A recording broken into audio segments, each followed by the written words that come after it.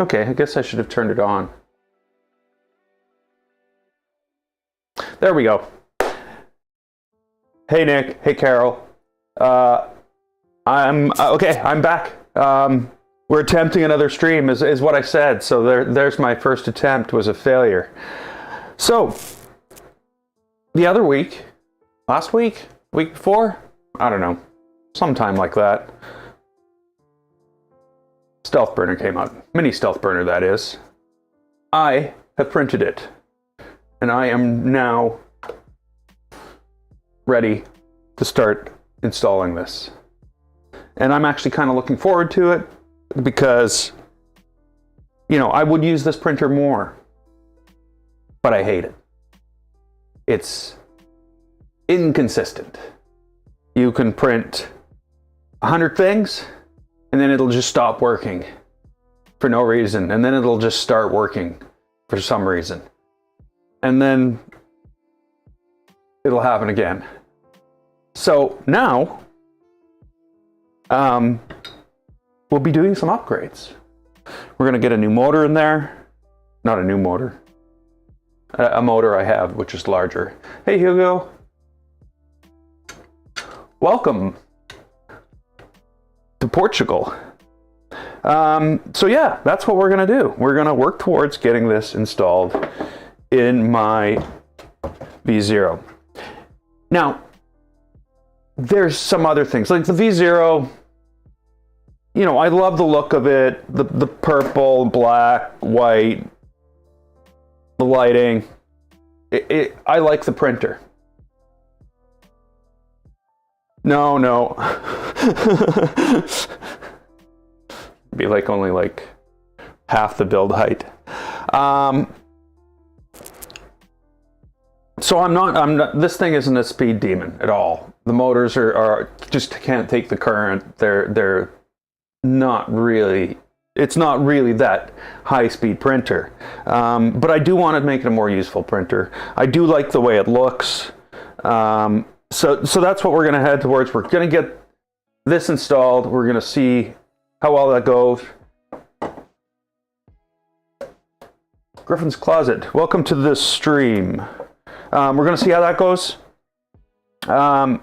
It may not all be done in one stream. I've been looking at this and seeing that there's a little more to it. I do have the instructions up here too, so we'll see. Hey Zex. It may not be as easy as just, you know, popping one off and putting one on. For one thing, I believe this fan, well, I know this fan is 24 volts. I'm gonna have to check, but that might be a 5-volt fan. It might even be worse. It might be a 12-volt fan plugged into a 5-volt source. I don't know. It might be some weird thing like that. Also, there's an umbilical. So, yeah, let's pull this apart a bit.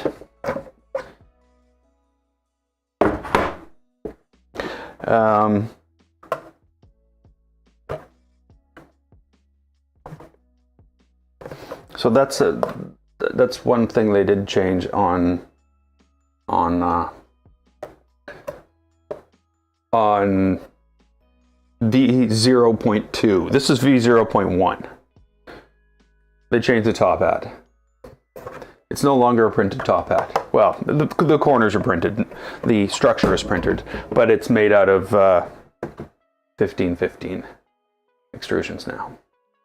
Yeah, you know, I look back to the day I printed this, or finally got it to print, and that was a very happy day for me. I know it's hard to print, and it's really easier just to print the corner pieces and put it together. But because I had the 350s, I just had to print it. And I ended up getting it. So, not that it came out in the first try, or the third try, or the fifth try. It might have been 6th or 7th. Let's see here. We need tools. So the plan I guess the first part of the plan is to figure out how to remove the X carriage. That's the plan. We're going to remove... I am going to try tap. I don't know when I'm going to try tap. I don't truthfully...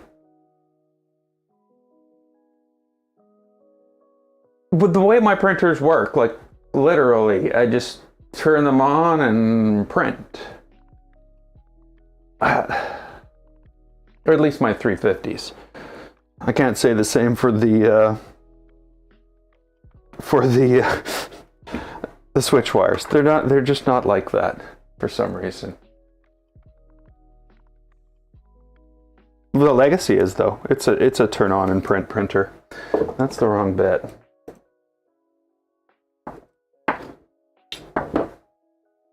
So let me see if I can bring this up to here a bit. So that's the plan here. We're going to take all this apart. I believe it comes apart like this.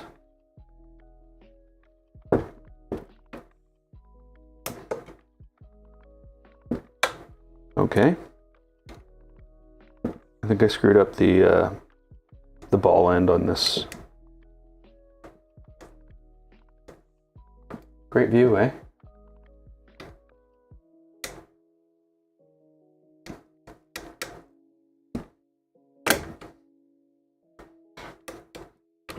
Oh, it's already out.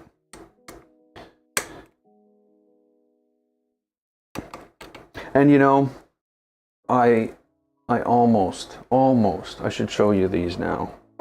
Almost. I tried over and over and over to print these at Christmas.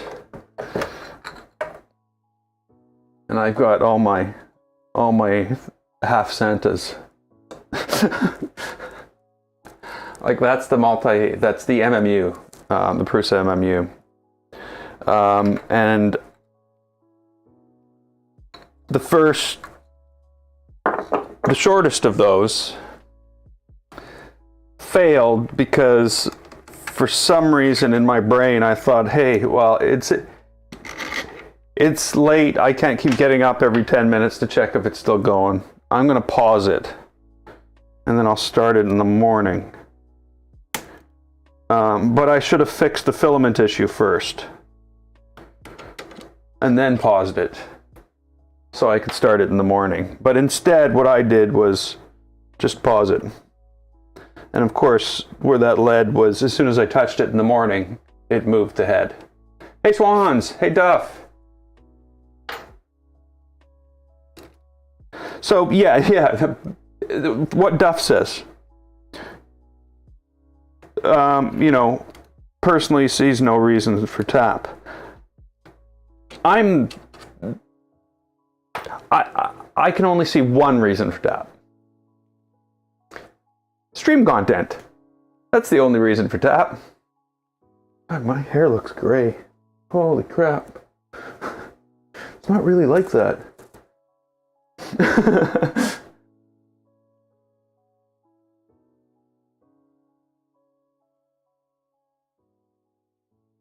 Oh, see. Oh yeah, the half Santas, I'm just gonna make them into Christmas ornaments and hang them upside down on the tree next year. Nick likes tap. Yeah, you know, yeah, if you want to go through all that work, all of mine,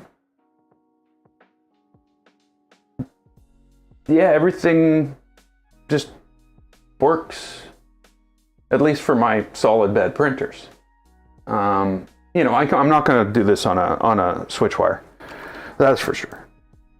So, yeah, like I said, I think my only reason for doing tap is stream content. You know, I'm interested in how it works, and I'd like to, you know, I will enjoy building it. I'm not gonna say that, but I'm not gonna end up getting better prints because of it. Though. No, it still would have the exact same Exact same issue.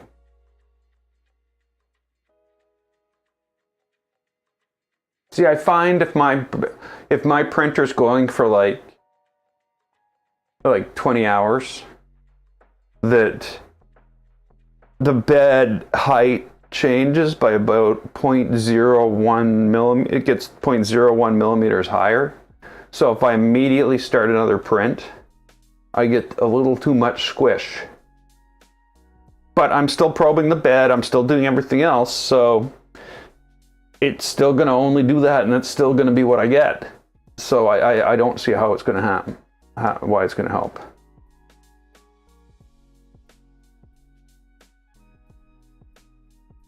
Enraged Rabbit carrot feeder taking a toll on you, debating on getting one. Ooh, yeah,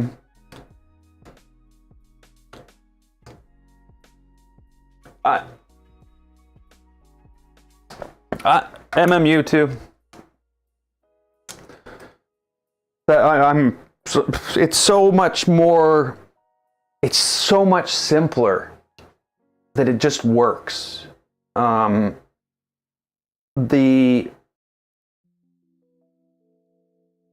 I literally had the Enraged Rabbit carrot feeder do an entire print. I had it, and then go on to do something else, and I couldn't get it started.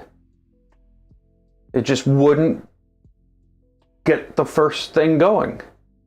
It would immediately air out and cause problems, and yeah, I found I didn't like it because it took away from my enjoyment of this whole thing. I don't want to get mad at my printers. If there's a problem, I'll fix it. Like we're going to be fixing a lot of things on this. Oh, yeah, I guess I haven't mentioned this. Not only has the power supply fallen off the back, it's sitting on the ground here. Because it was held in by, I should probably take that out. It just sits on the bottom. I have the tape to stick it in. So there's a flaw, and I don't know if it was the kit I got or just, something. But the bottom of this motor, or the thickness of this motor, it's too thick for this design. Because this motor is lower than these legs. So my printer always basically sat on the motor and the front legs, and never sat on the feet on the back. I don't know why that is. It's just what came with it. Now my guess, I could go about this two ways. I could print longer feet by a little bit and replace the feet. That's probably what I'm going to do. Or I could adjust the mount so that I could slide it up. But I found that kind of weird. And then of course the other thing is this has fallen off and fallen off and fallen off and fallen off. I'm gonna have to replace the glue and the tape, but we'll just put it there for now. But yeah, I've always had that. Cause yay.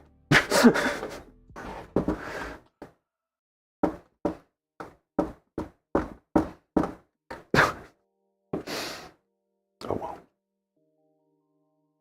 I haven't really looked into what screws I'm going to need for this.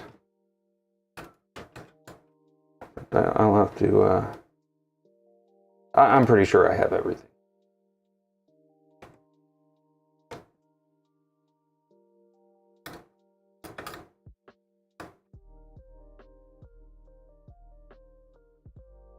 Delta Z.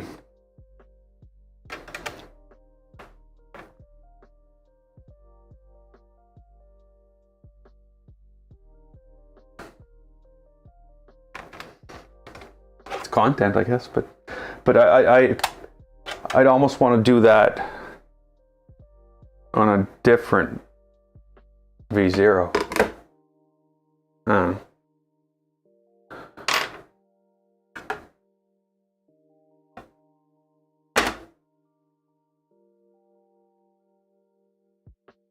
yeah.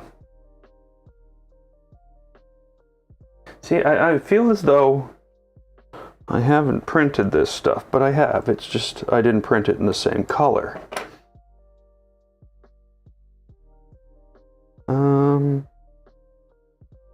What's going on there? Okay, so that's holding what on?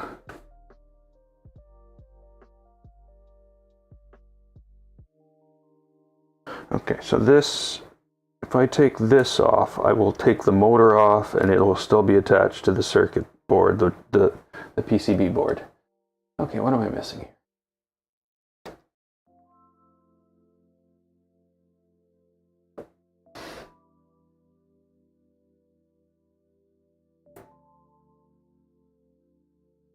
Kill your PEI eventually. Yeah, I guess continually tapping. There's little macros you can get to change roughly the area where it taps. So, yeah, I'm not sure. But yeah, tapping with a hot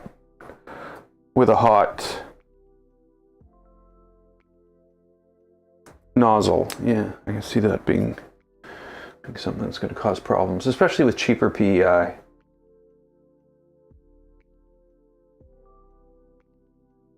Oh yeah, you definitely need it. It's only, yeah, it requires half a kilogram of pressure, 500 grams of pressure. So you cannot, like, I could not use it on, well,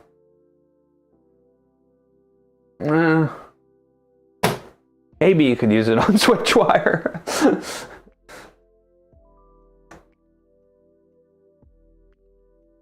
Yeah, I could use it on Legacy. I could use it on the V2 or Trident.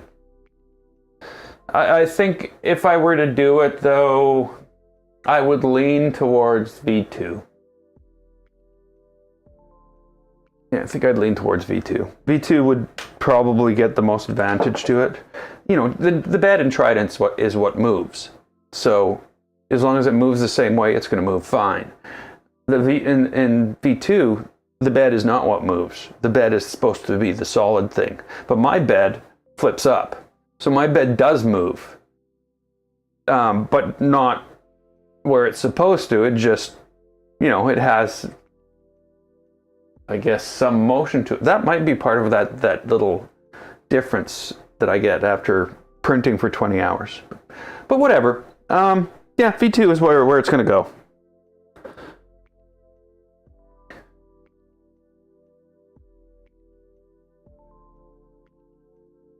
Does the MMU2 work on an Ender 3 V2 running clipper? Okay.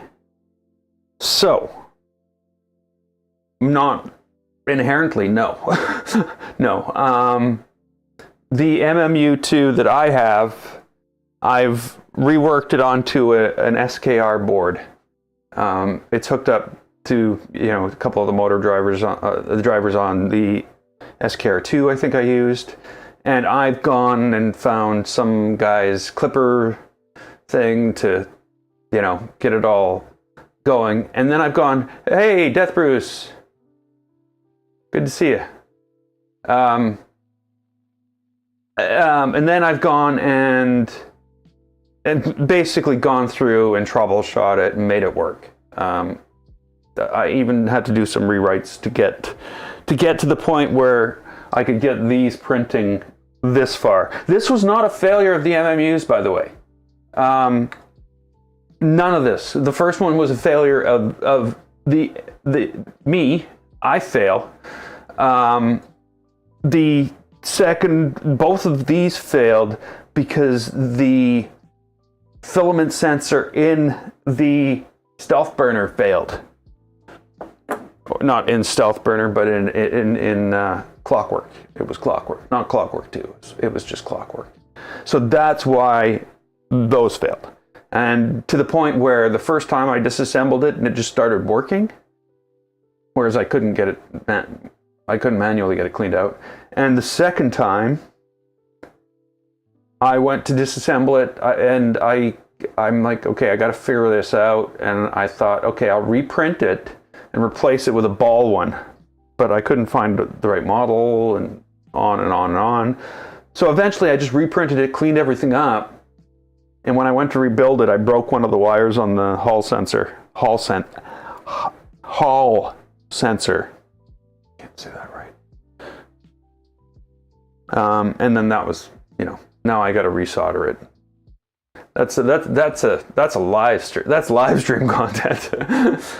So yeah, the rebuild of the it's all sitting there. The rebuild will be at some point in the next little while.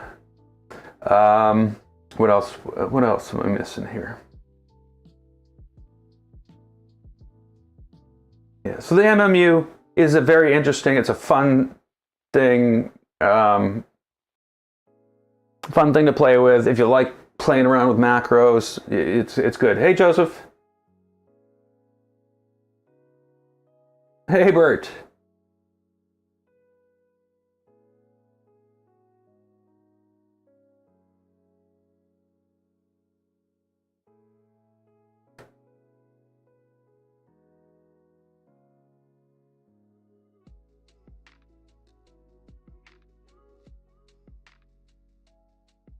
Yeah, I did try the no toolhead ERCF modules. That's actually, Nick, that's actually what I have installed.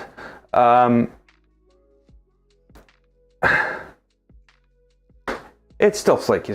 You can't even start a print. There's no logic in there for it to properly start a print, because as soon as you turn down to start something, the first thing it does is roll whatever's selected out of the machine. Like, it's infuriating to use. And I think what I'm going to do is I'm going to go back to the good old macro version of the code, instead of the Pi compile, module for the ERCF, and I'm going to go back to that because I have more control over that, and I'm going to see if I can rewrite that part of it. But yeah, literally, print, filament falls out of the printer. Nice job,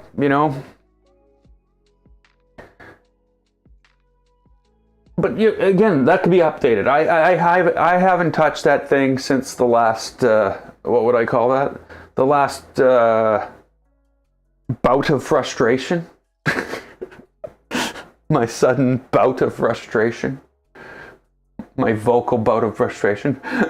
Yeah.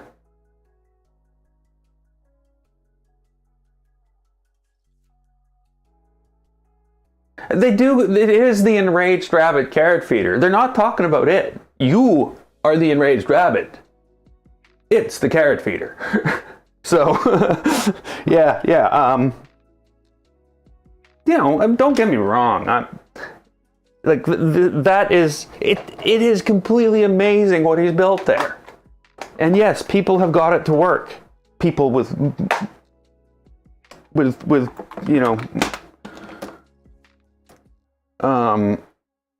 yeah. People that don't anger easy.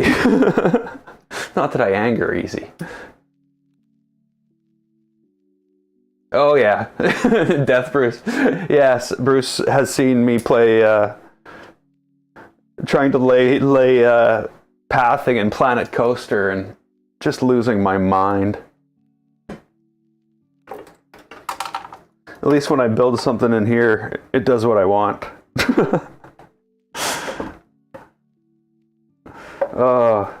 You know what? I'm seriously thinking about it. But lately what I've seen is on my, because I have another YouTube channel. I haven't posted to it for since early last year, maybe. I think it was early last year. But yeah, and it's my gaming channel. I did that for, I don't know, 7 years. Which, when I look back, it was fun though. I had a good time. And I became somewhat known for my Planet Coaster stuff. But yeah, I was actually thinking of doing like a video thing, like a reminiscing thing, going through my old builds. Oh yeah, we had fun. And then Minecraft came along, and that kind of, I don't know. Like, I had a lot of fun in Minecraft. I don't know. I don't know if it was good for the channel. I don't think so.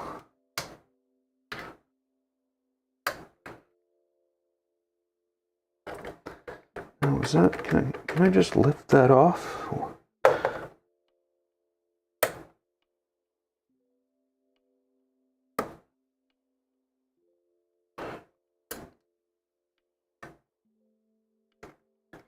I think this is probably going to have to come off anyway. There we go. Oh.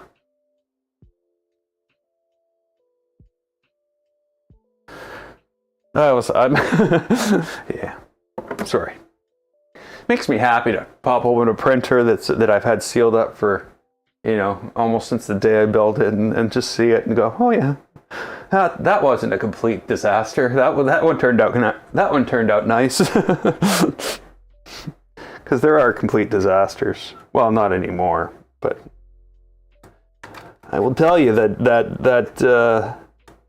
V2 didn't look the way it does now when I built it the first time. And of course, by the time I got to building the Trident, I had somewhat of a clue. So, I saw mention of Tridex in the chat. I can't remember who mentioned it. Was it Nick? Was it somebody mentioned Tridex? And yeah, I'm heading in that direction in a way. I guess it really won't be a Voron printer in the sense that these are Voron printers. Oh yeah, this is the mess I have here, by the way. I don't know. There's the Voron printer. So yeah, I've got my Trident, V2, Legacy, switch wire. The other switch wire is in my living room right now because I needed the room on the desk. I just wanted this all clear for this. So that's where we're at right now.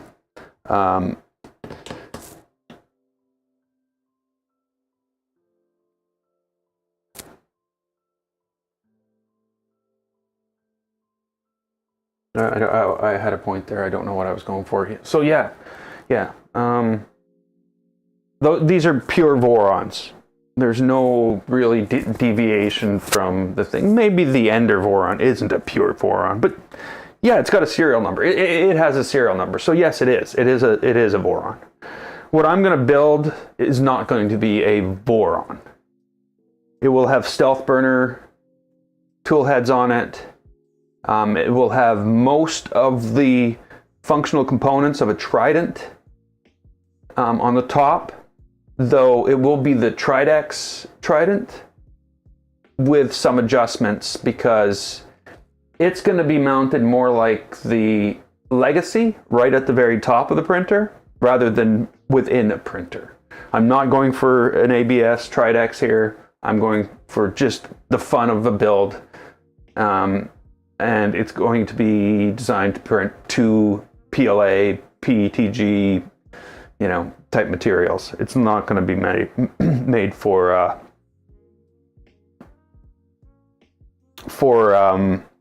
ABS. Though I'm not saying that at one point I can't build a top hat to go on it and do that. So the plan for that is I actually have the old frame. I can't get it out of there right now. For my Ender 5 Pro. I also have the 2020 extrusions for my big giant, you know, the Tronxy X5SA, that big huge cube printer. And what I'm going to do is I'm going to take the middle extrusions out of the Ender, and I'm going to make it basically almost half a meter wide. And that's going to be the frame, I guess, for the monstrosity that I'm going to build. Now, the other thing that's going to take is, I see the Mercury in there. So there will be a Hydra style bed mounted in there. I'm going to get another Mandela Ironworks or whatever it's called. Metalworks, I think. Mandela Metalworks. I'll get another bed from them, and we'll basically build the Hydra mount, which is what the Mercury 1.1 printer uses, which is it's a floating bed system.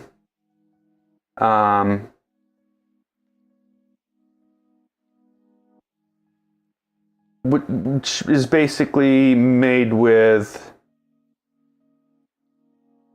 Mandela Roseworks, that's it. It has the Trident style rails with linear rails, with short little linear rails mounting the bed. So it's a little bit different, where the bed has the proper ability to, you know, shift its mounting points. Where on the Trident, if one side goes down too far, it just breaks everything. Well, maybe not breaks. Yeah, it would break everything.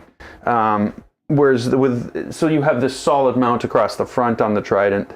This doesn't have that solid mount. It's basically 3 independent floating points whose only direct relation is that the one on the back is fixed, I think, is the way it works.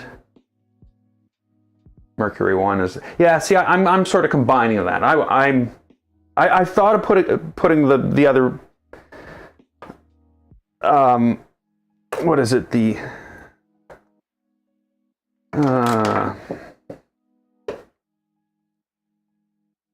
what's the print head on there? I can't remember the name of it, or the tool head. I thought about putting 2 of those, but I also then thought, hey, that means that I would have to be doing all the work to make this to make the motion system and everything. Instead of what I would normally do is find, like in this case, Tridex, and just make slight adjustments to make it work on the top rather than in the middle. I don't think there will be any adjustments, to tell you the truth. The more I look at that CAD, the more I think it's going to be just drop in and work.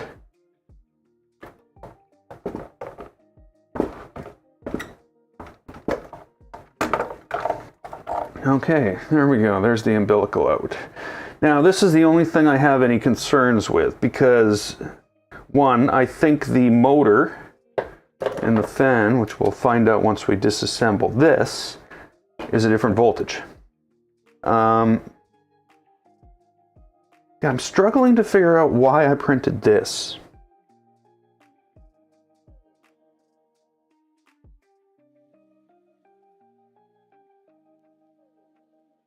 This is like, I don't think that's right.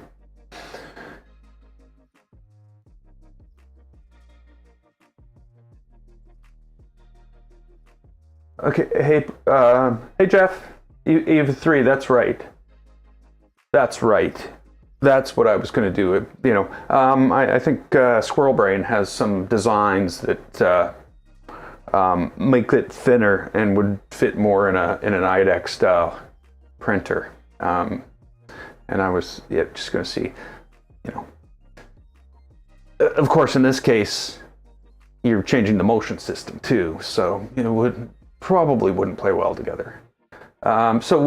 Bruce, yeah, the community is driving this stuff forward pretty fast. Like, a lot of the more advanced things that we're doing are community based. They're open source, really. So right now it's there are companies like there's a company called Bamboo that a couple of guys from DGI started, and they build basically printers that perform like these that aren't thousands of dollars. You can get it like $1,700 Canadian. I can get a Bamboo X1, and it could do almost anything my big homemade tridents and stuff like that. So the Vorons are real engineering for normal people, is what they are. So you're building a printer that's very, very, very capable, just as capable as those, $4,000 crazy printers. But you're doing it with things that you can buy from AliExpress and from Amazon and at your local hardware store and stuff like that. That's sort of the point of what these are. But the industry, it's sort of like leapfrog. The community comes up with something like input shaping. There we go. There's a perfect example. Printers. Let's see if I can explain this properly. When you're printing, you're printing a corner. So you want the print head to go like that, but you don't want it to stop and then go. You want it to take that corner as best as it can at a reasonable speed, but you don't know what that speed is. So you can actually measure these things. You can use accelerometers on the printers and things along that lines. The community have come up with this stuff. They've done the math, they've done the research, they've written the software and things like that, or it's become public domain. And then companies like Bamboo, they've implemented Input Shaper into their printers. So it's sort of it's both. Without one, I don't think the other would be moving as fast as it is. But yeah, things are getting they have really progressed, say, since the pandemic began even. Like, it's crazy. And some of that has to go to a lot of the little crap printer companies like Creality and stuff like that. Because they do get the tech out there. And I can't count the number of people who have just basically okay, I've got an Ender 3. Let's build it into a switch wire. And once they get sucked into the Voron community and into the ecosystem and stuff like that. So, and those are the people who end up driving it ahead. Some of them.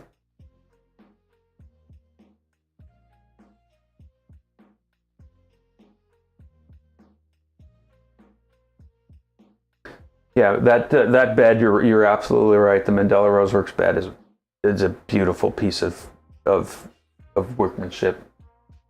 Embedded magnets. Oh, it's perfect. Of course, it's good with clicky, not with a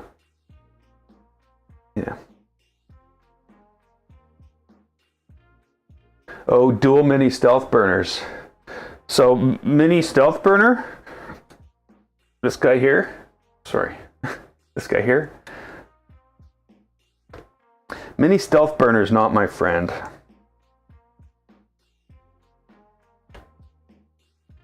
Really isn't.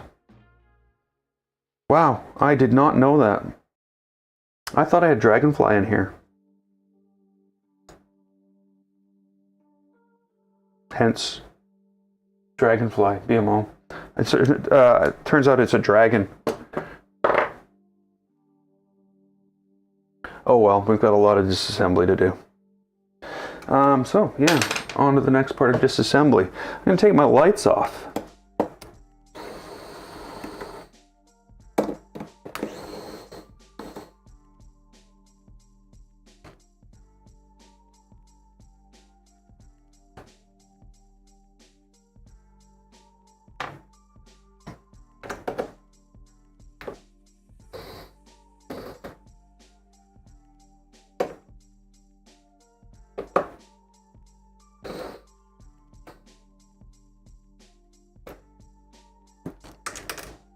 Whoops.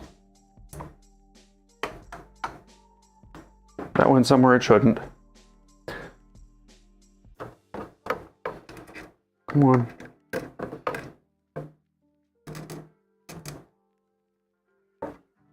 Okay, so how am I going to do this?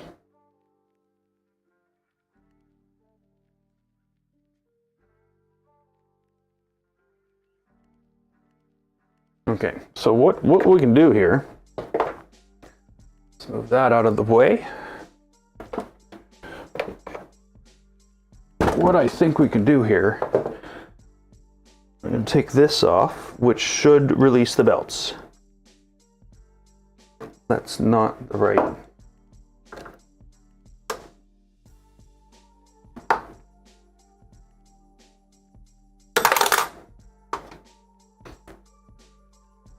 There we go, it's happened. Don't have to worry about it now.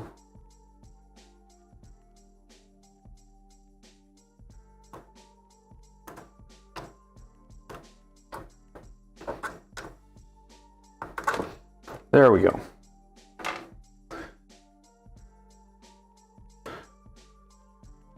Now, I don't know what's going to happen here. I don't know if I'm going to be able to put these back on. I don't know if I'm going to have to rebelt it.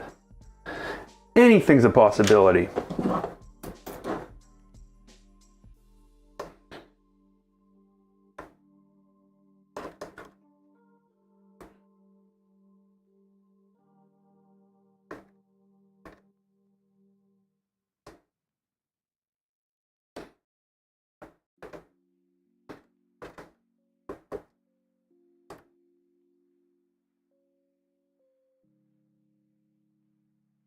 Now, if some of these screws though, these, I think I have more. I hope there's not any difference between what's mounted here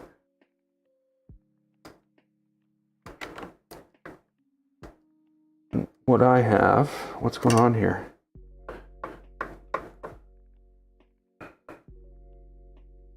Why screw no unscrew?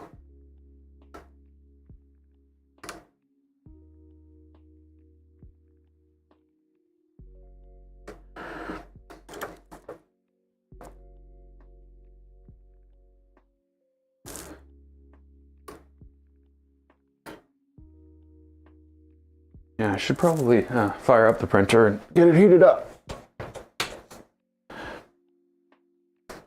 So,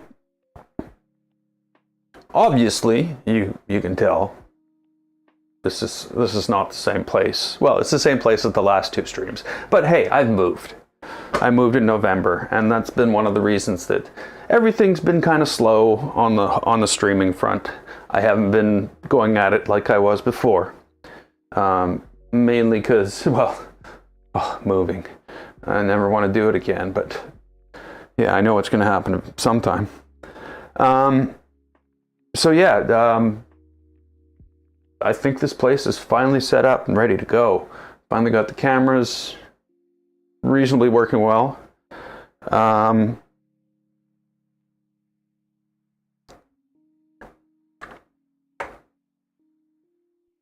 But it's very, very, very dry in here. Like insanely dry. The first day, maybe not the first day, it was near the beginning, like I'd wake up every morning with a sore throat because it's just so dry. So eventually I pulled out my humidifiers, because I used to run humidifiers before the printing days. Back in the day. So yeah. So now everything, I don't know if you can see it on anything here, because there's so many minerals in the water, and by minerals I mean chlorine and stuff that they actually put in the water on purpose. Everything has a fine dust on it. If I don't run the humidifiers, you know, if I let the humidity drop below 20%, I don't have to worry about that. But of course, then you have to worry about all the other things involved with that. So yeah, I have had to run these humidifiers, and it comes with a lot of downsides when you got a lot of acrylic, plastic, to the point where, let's see here, can I?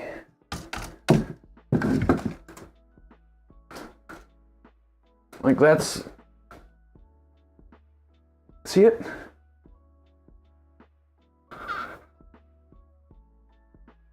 That's just all there. You can wipe it off. Filter the water first. Oh my God. Oh, I'd be buying new British water filters every 3 days. The amount I go, like, it goes through like 6. I go through about 15 liters pumped into the air all during the day. And when I leave the house, I have to pull the, like, I normally have the bottom of the door covered because you get the hallway wind, do you know what I mean? Because the difference in pressure. And the air in the hallway is so dry that anytime I leave the house, basically the humidifier runs constantly.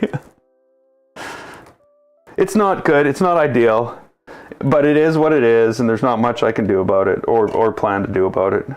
I'll just sort of put up with that fine dust and just have to keep cleaning it.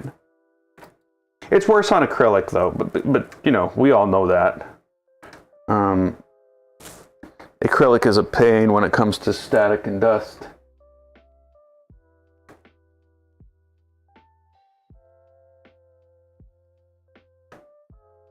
Yeah, you know, spending money is not the thing that's on my list right now.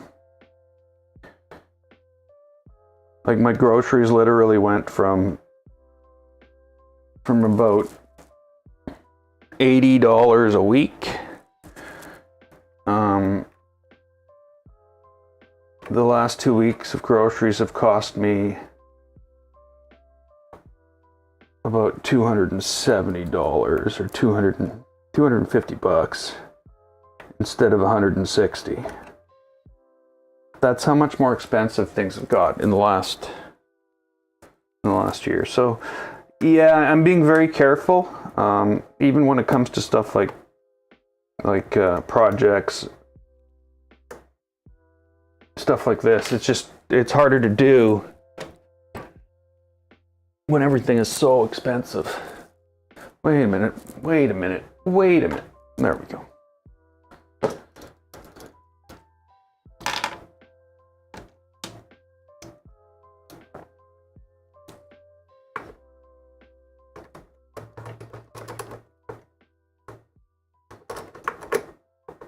I don't think that's the one.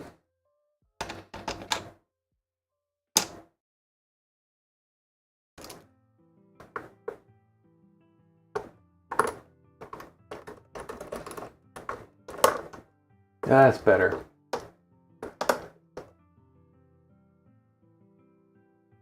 Wow. $100 a month more in gas. That's been you know, I took a big risk when I moved. I did. I really did.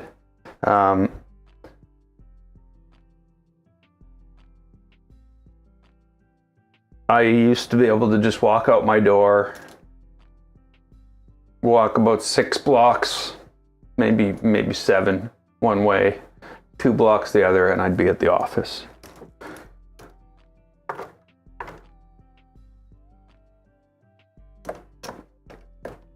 I can't do that anymore.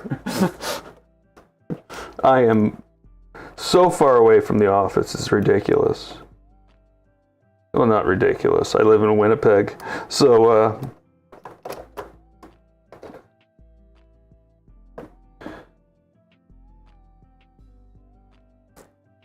like there's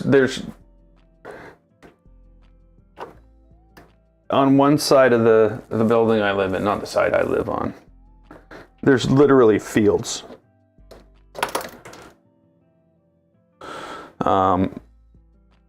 Like I'm that close to the edge of the city. Though I have to admit, there's probably not going to be fields for long.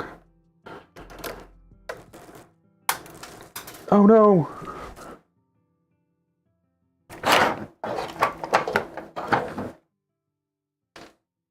So yeah. Oh, there is another one.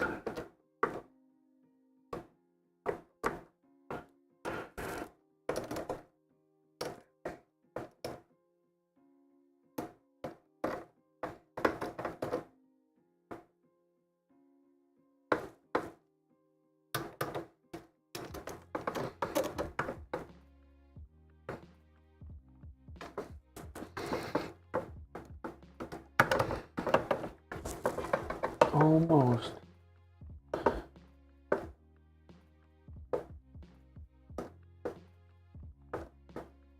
Yeah, it's the PZO mystifiers that's the problem. Exactly.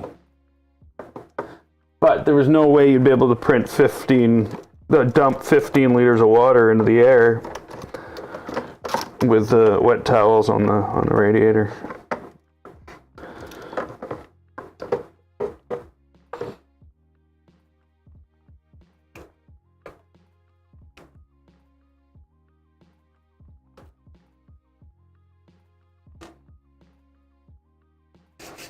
In a day, that is. But yeah.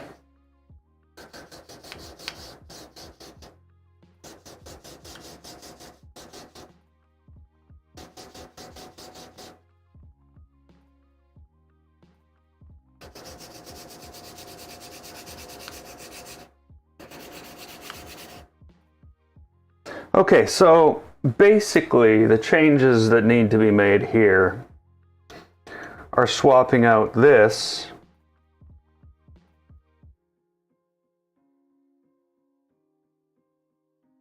and the other one. I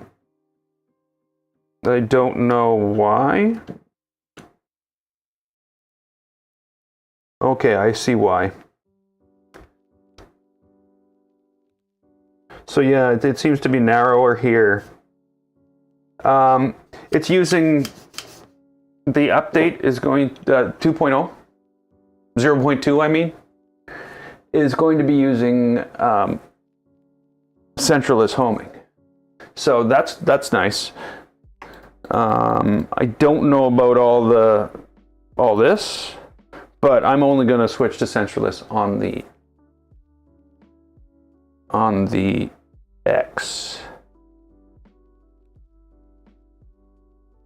I think we'll see. Let's just go with that. We will see. So yeah, this is what needs to be swapped out on here. Now, I'm pretty sure these are just different colors because what?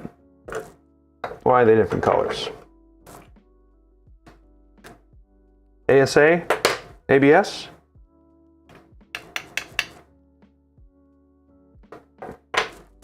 Is that what's going on there?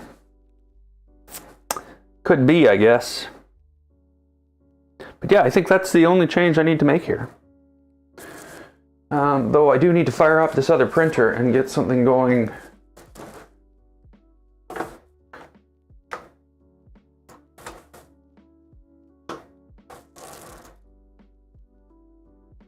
V2. V2.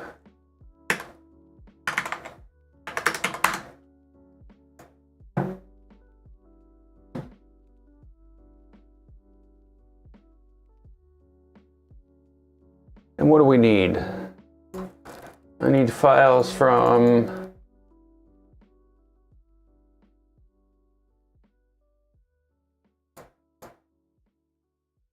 projects.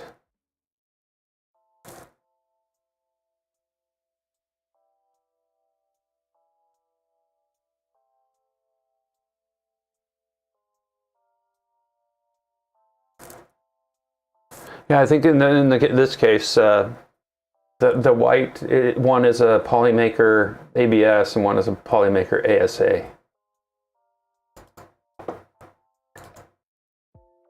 So what do I need here?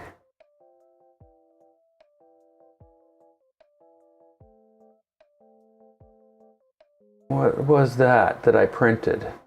This is V0 Voron 0.2.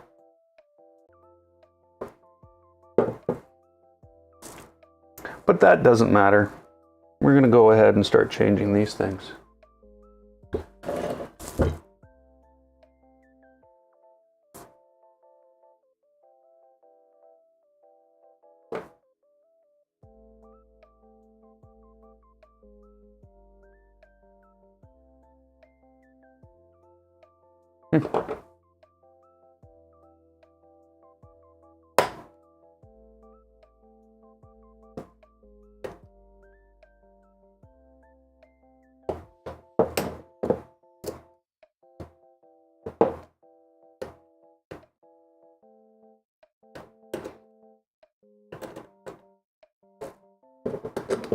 So these, I don't know, I'm hoping I don't have to reprint the bottom. I didn't.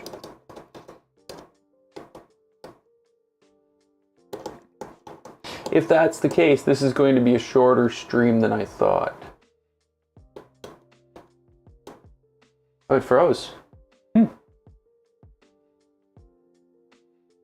It froze. Strange.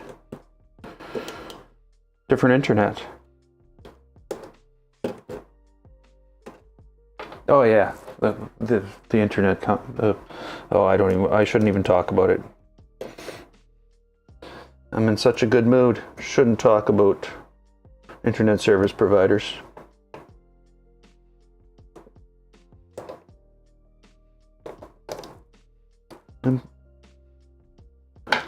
What? No!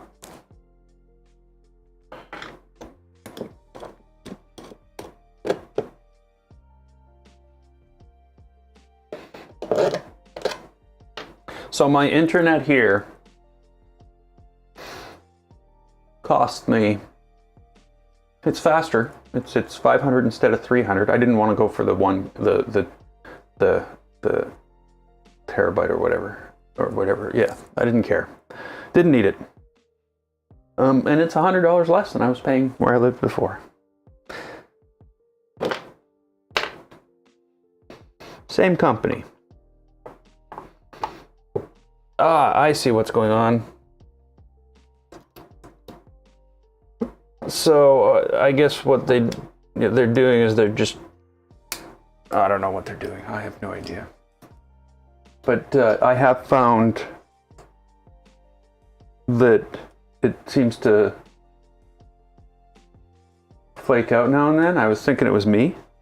Not me, but my setup, because I've gone 100% wireless now. I don't have anything wired except for the things right next to the internet connection, like my Hue hub and stuff like that. So yeah.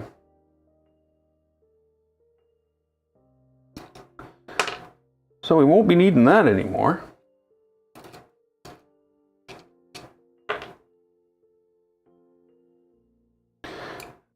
Does sort of look like I'm gonna have to redo this.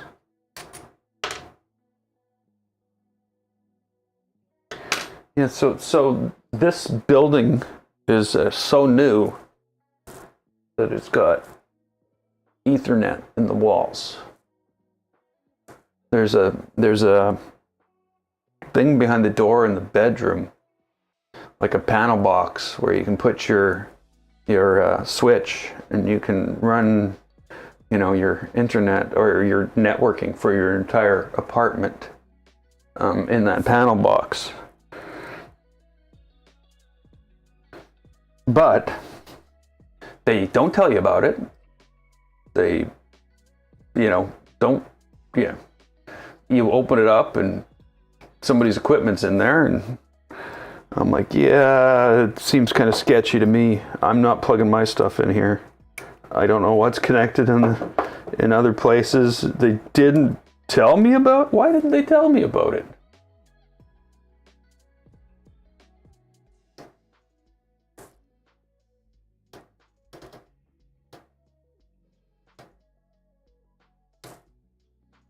$79 a month for 3. Yeah, that's about what I'm getting now. I'm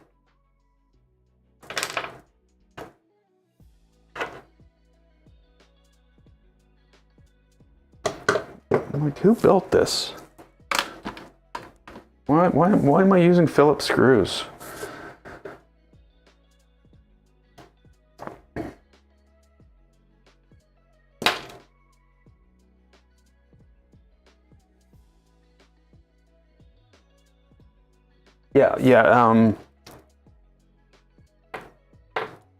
Yeah, I think that was what was said in the. This is why. Sorry, Nick's saying that got to print different gantry parts for the same size bed. In the stream, the live stream, they said that you did need to print the upper X gantry parts. And that's all I've reprinted. So hopefully that's what we get here.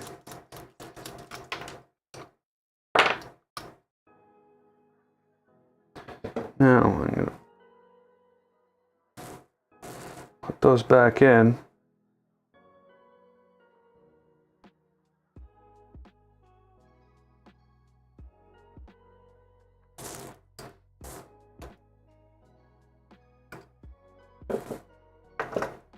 So just as luck would have it, I happen to have, we want that in white?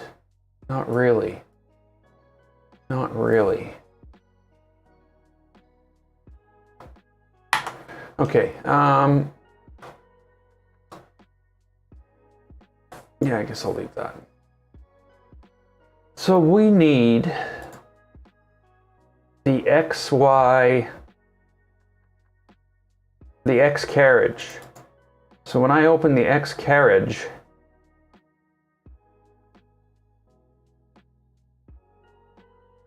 what do I get?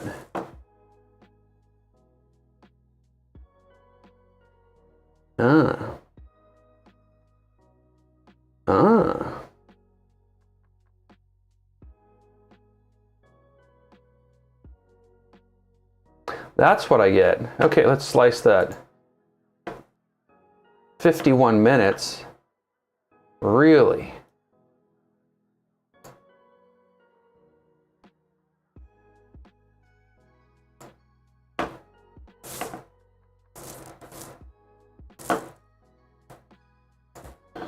Yeah, 51 minutes to print.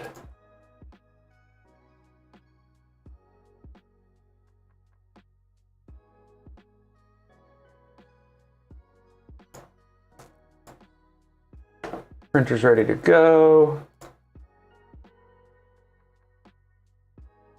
And for some reason, probe bracket is what's on there. And that's not what I sent to the printer.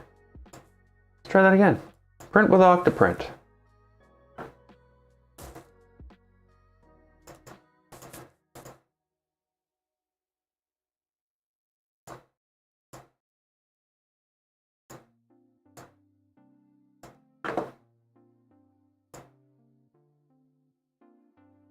There we go. Just gonna wipe the end here. Sorry.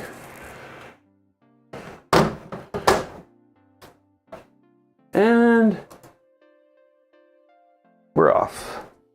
Okay, so next, what do I need to do? I need to figure out, we need to go to the instructions.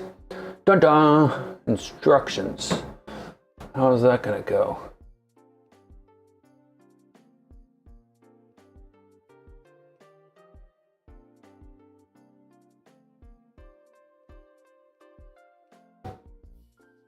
Yeah, I'm in Canada, so no Spectrum. It's Shaw Cable, Shaw whatever, Shaw Communications, I guess they call themselves now. Okay, so that's what I need to put back together.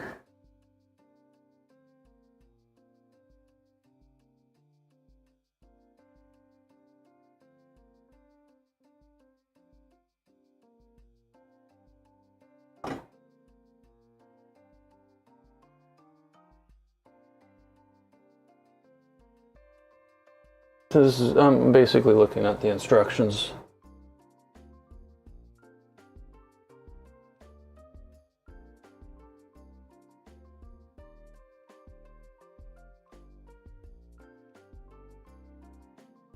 So it looks to me, no, that's probably fine. Heat inserts, that's already there. And there's the stack.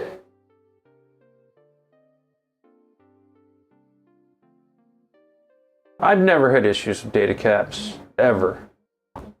Well, you know, maybe back in the day when they actually charged you for what you used, but I've never had any problems.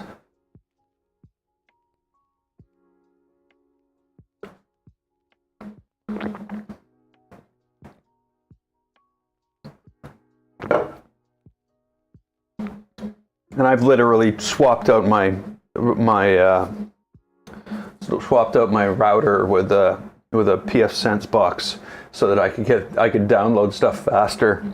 Though I don't download things like I used to.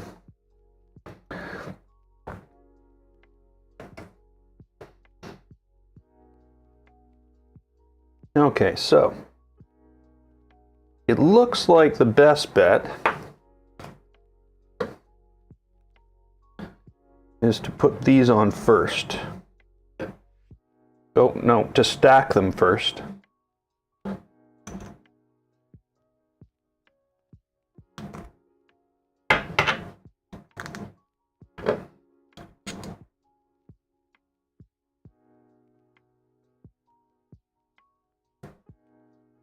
Yeah, data caps.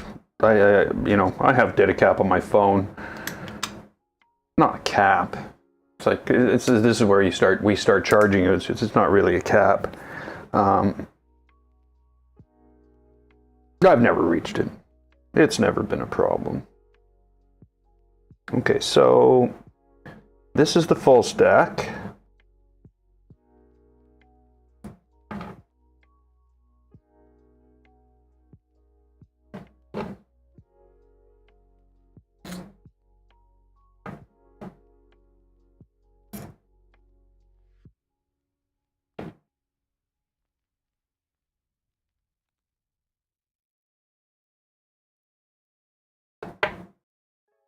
And then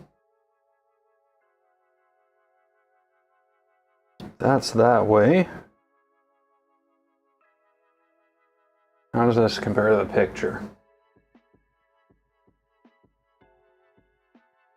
This is opposite of the one on the picture. So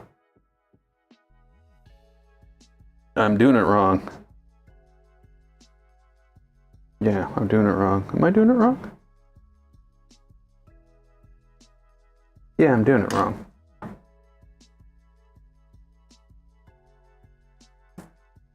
There's no double stack.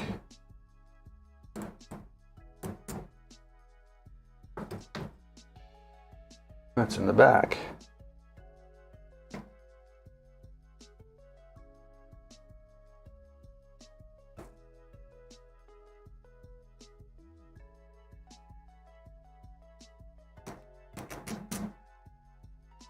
Okay, let's just do this one first then.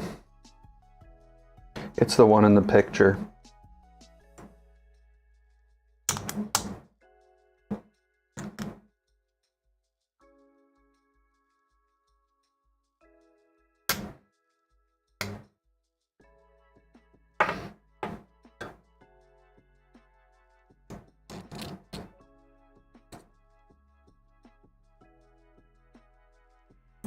Yep.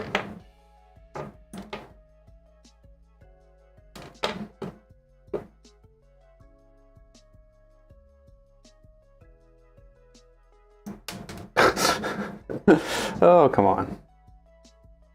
There we go. First time.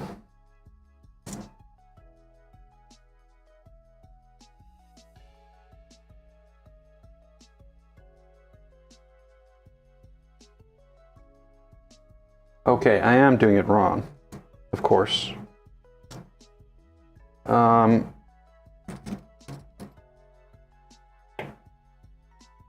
We double stack them on this. That's why there's so many washers sitting around, because they're all double stacked.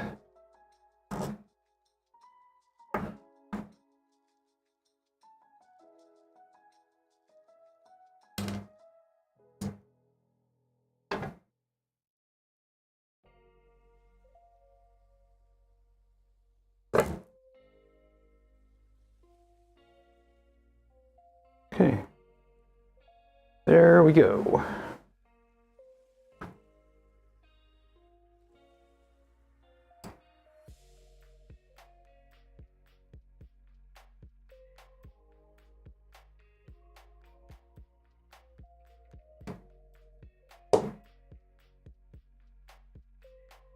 Now, how, like I see one of them, but how do I get the other one lined up?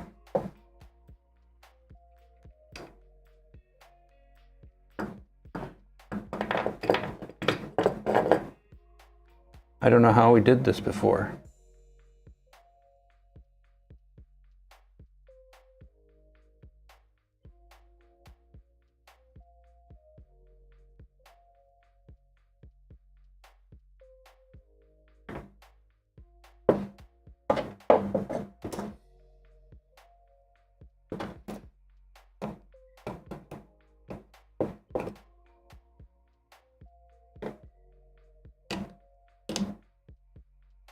Is that the screws?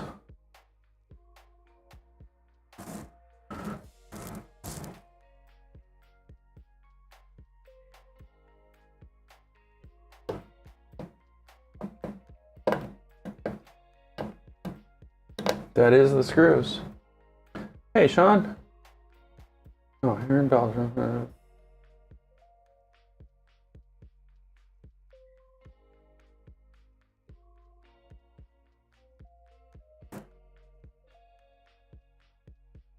Yeah, so we always have lower upload speeds.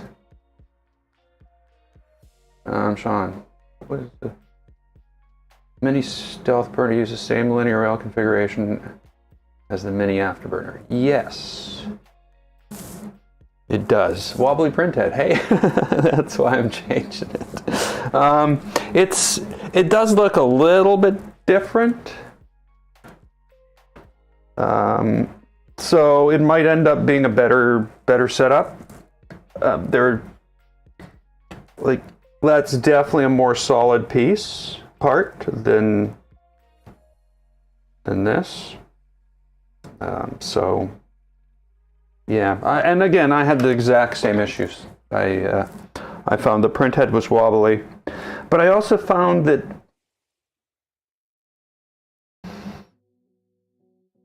every once in a while it would just stop extruding. That's basically what I found. Dual rail, yeah. But, you know, I've got 6 printers, so I have to pick my projects carefully. They need to be mainly for stream content. I hate to say.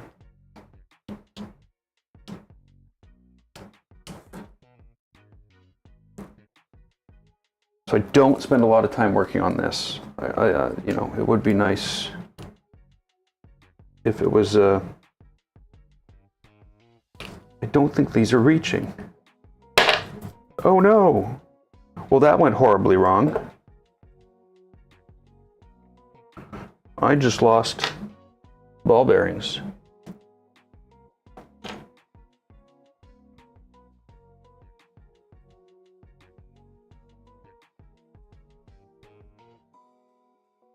From my rail. Well, I didn't anymore. Could have been much worse though. Oh, there's another one. One ball's not going to kill anybody.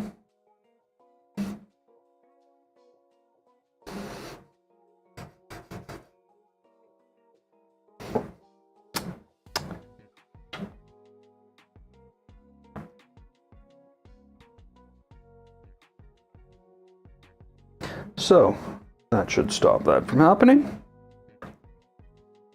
Now I need to figure out why this is not working.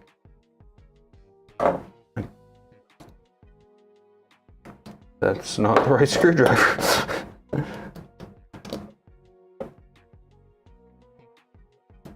And there goes the...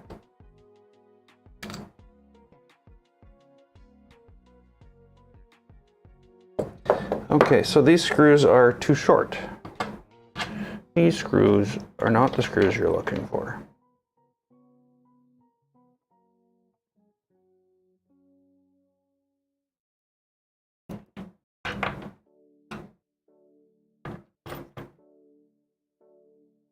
Huh. Why not? Why not? Why are they not the screws I'm looking for? They're the screws that came out of it. I guess maybe instructions would be a place to look.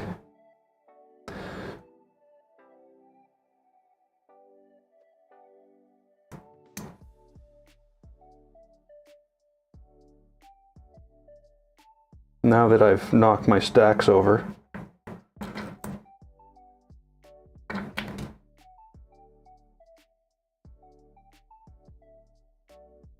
Okay, Bruce. Well, it was good to see you.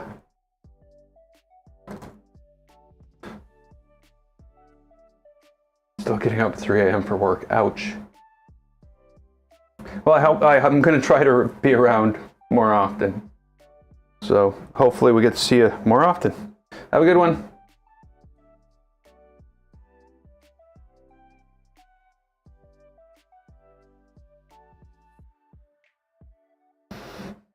I gotta be careful that I don't lose things off the other end now.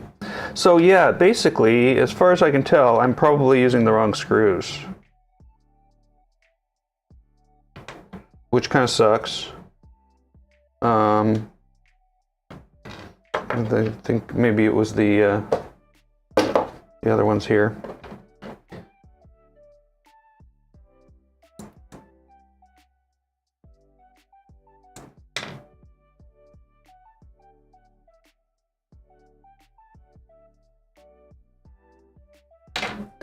Yeah, I was thinking it was something like that, but I don't think anymore. I think it was just me being stupid and putting the wrong screws in. Which, come on, we all have to admit, that's most likely the case.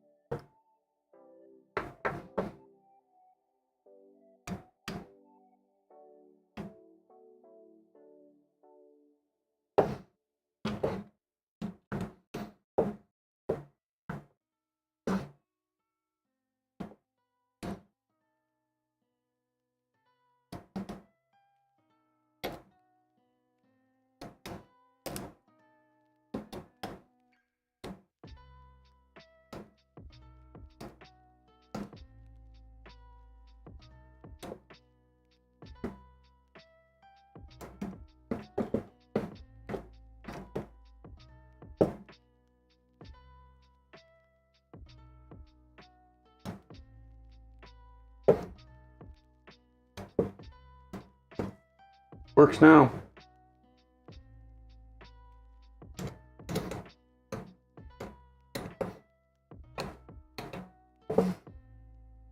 You know.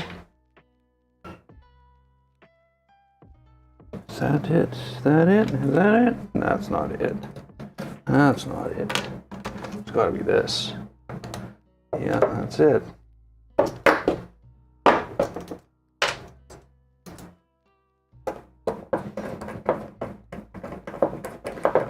Okay, so it's missing the nut. That's what I hated about building this thing. It is just so hard to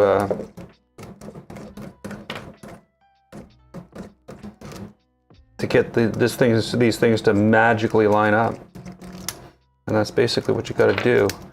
And when they don't, you got to get the screw out somehow. Come on, screws. Come on. Oh.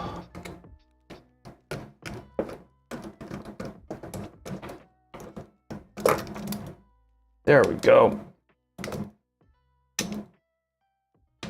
Yeah, I'm going to take the whole thing off again, because neither of them lined up. Somehow both of the bolts slid all the way down here, so they both missed.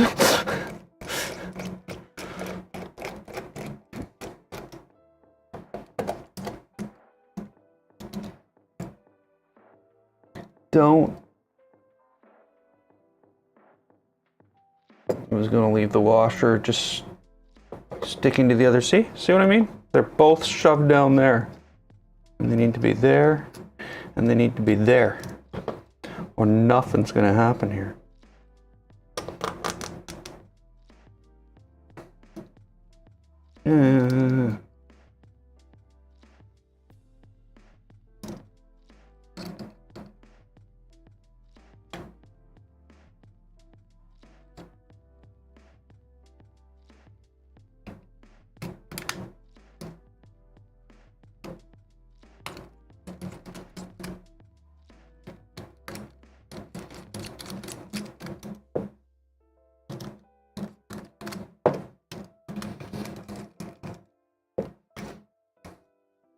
Yay!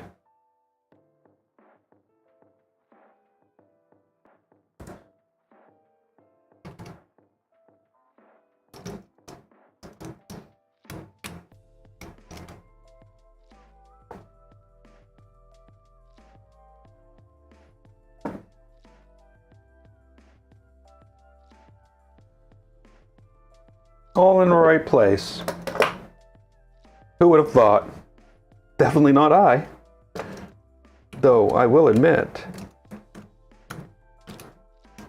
this thing is actually loose.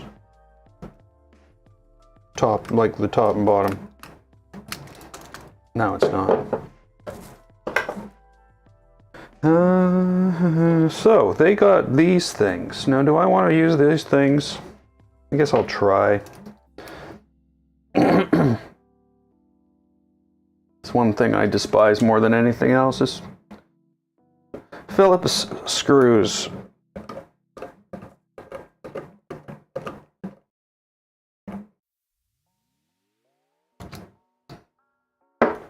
Not too bad.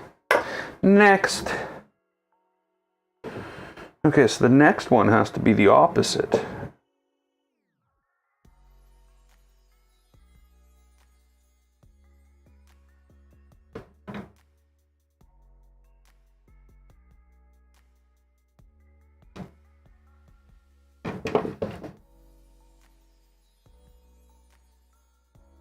Okay, so that was the thing that fell on the floor then, eh? Was that spacer.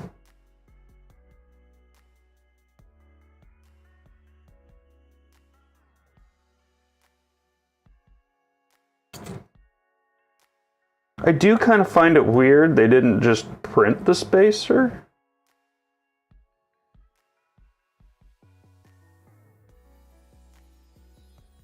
Just saying is all.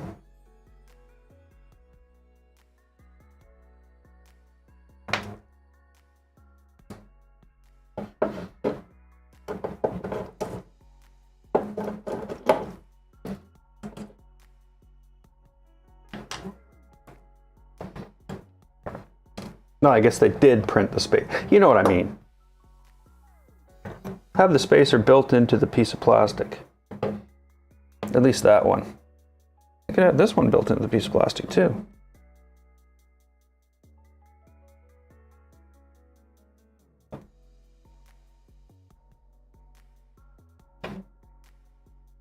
Wonder what the reasoning is. And of course the spacer was the other thing that fell down.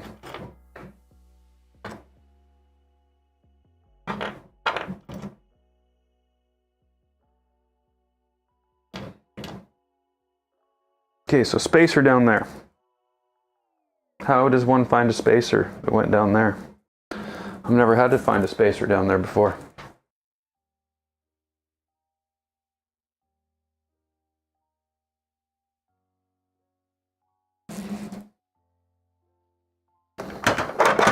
Yeah. There's the spacer that went down there.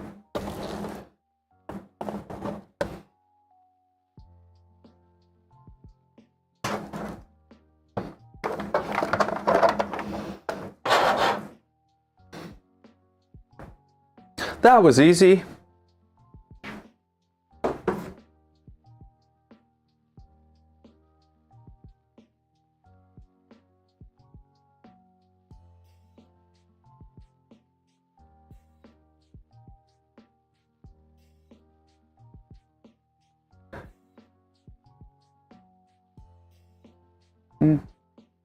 Yeah, I don't find it so strange they didn't use pre-made ones.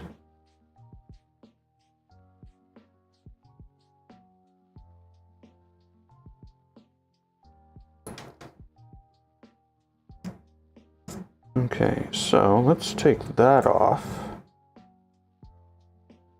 Because we only need 2 of those, not 3.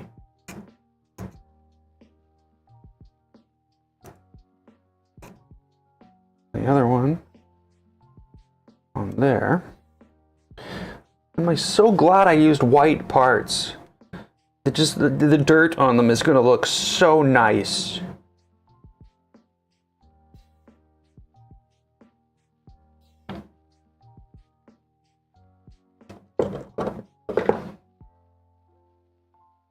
Okay, so I'm going to have to go find more screws.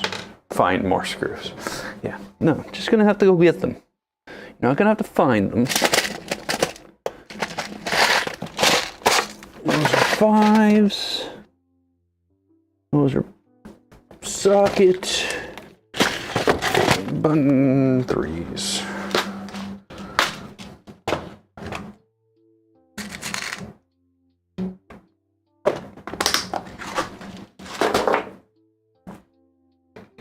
That's one thing I am so glad I bought all those screws. If I had to do that right now, I would have second thoughts, but I'm so glad I have them now.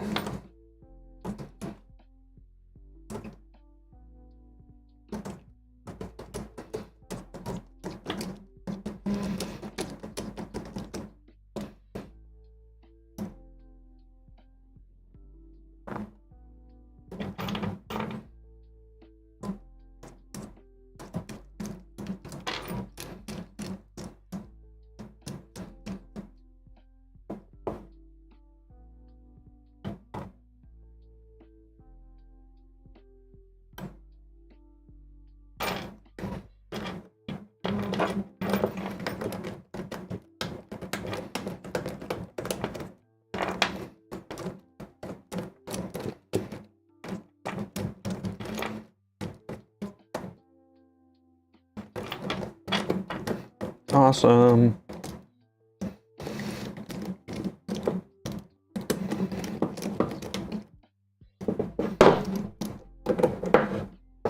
That one's tight.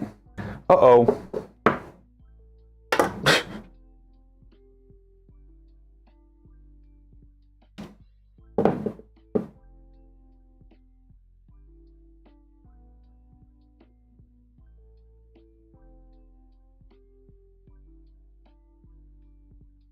What? How is that possible?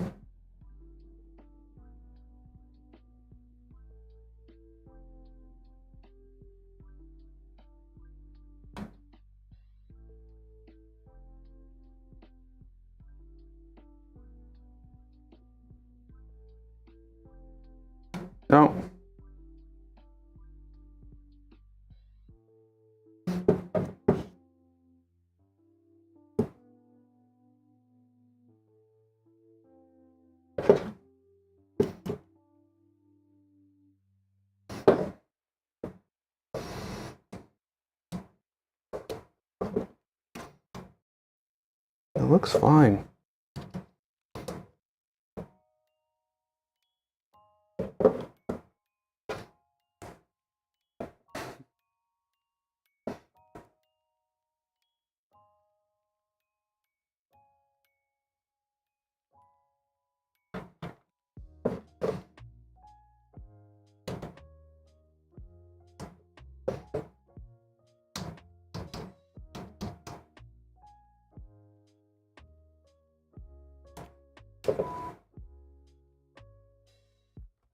I really hope there is one missing there, because if not, it's the other side.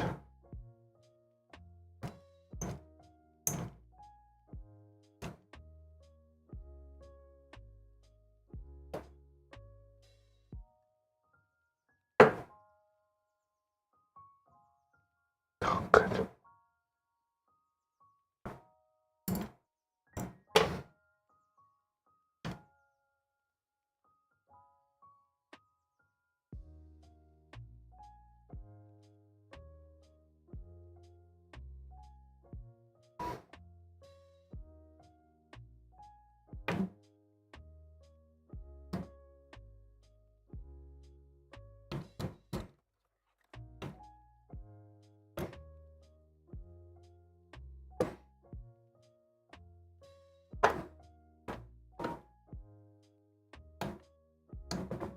So one thing I've been doing since I moved, which I really didn't do a lot of before, hardly any at all, was watching TV. Well, not actually sitting down and watching TV, but having the TV on in the background playing something.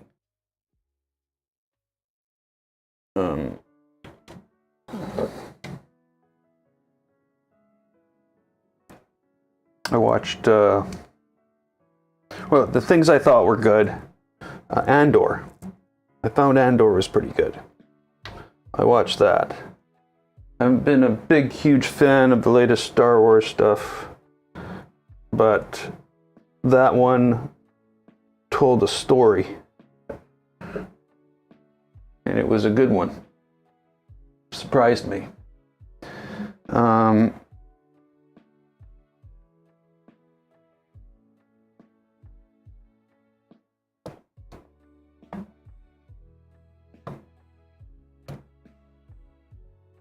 The other night, I watched The Last of Us. Oh, come on. Really?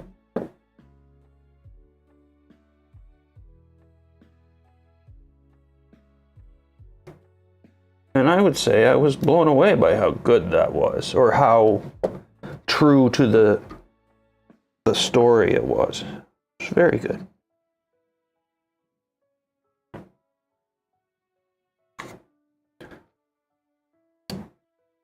I don't know, a lot of people probably never played The Last of Us, but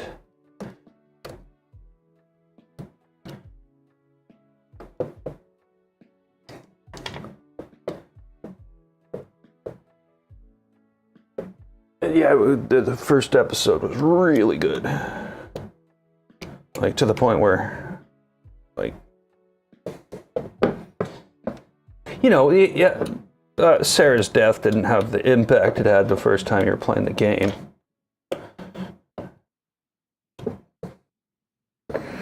Or anything like that. But,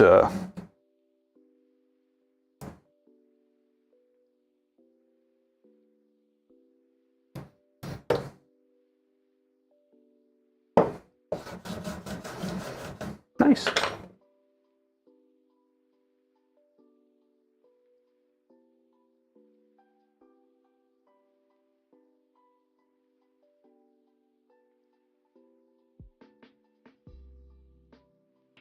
So this looks like it's completely different the way it attaches. So there's two points further away, and then there's this bolt, so it must attach from both sides.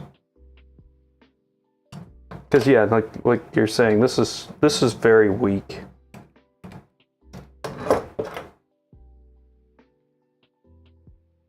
Because literally, the entire thing is held on by these two screws. That screw. And that screw. And they're just screwed into, like, literally screwed into plastic.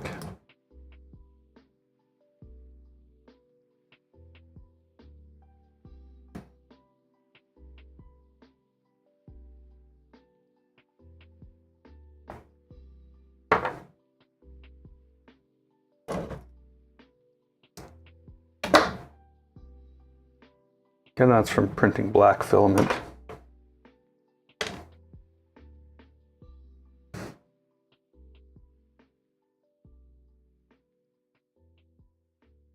Oh. Yeah. Yeah, see, I think like that has less effect for people who aren't knowledgeable of the material. Oh, obviously. But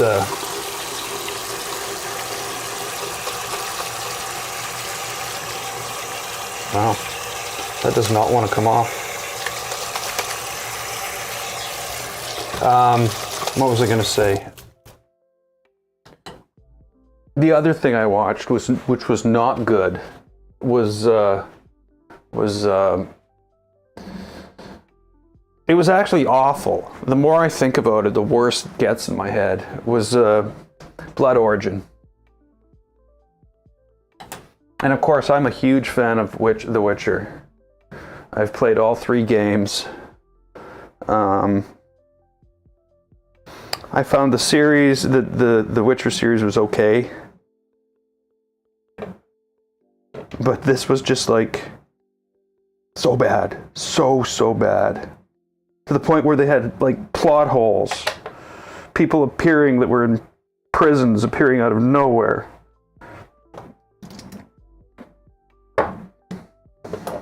So yeah, that was a very, very disappointing one.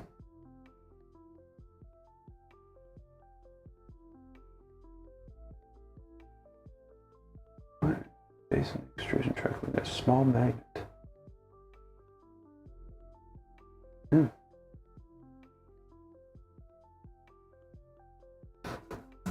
At this point, I'm thinking we're okay. Don't have to worry about that anymore. What I want to do is take this apart, though. This, I always hated this because it was like a what do you like? It's stuck together. You know what I mean? It never went together well. It had to be forced.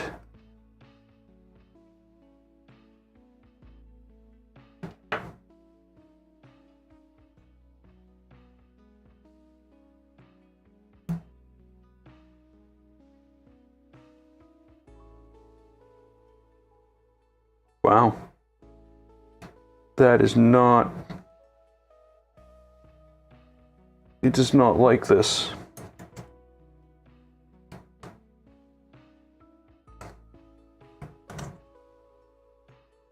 So what's happened is as this thing has turned over time, it's like basically the grub screw has filled with plastic.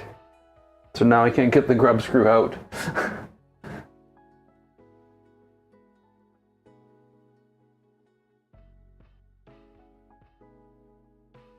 Any afterburn. Yeah, see, I just don't like that connection. I just don't. It was always floppy. Though, you know, it's not like it's got a tap or anything on it. Printing it doesn't matter. It's not going to flop around.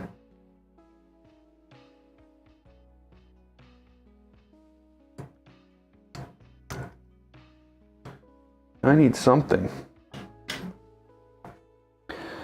Okay, well, I saw a pin somewhere at some point in time.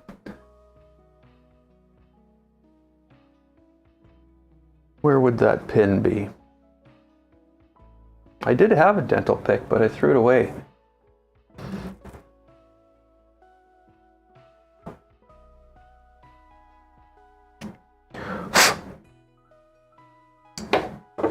There we go.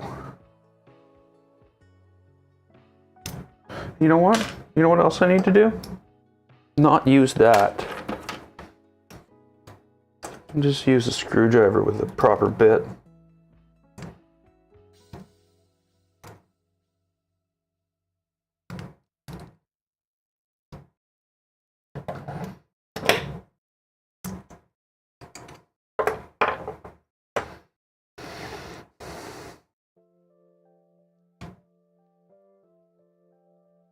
Okay, let's not add to the chaos by mixing up the parts and the pieces. So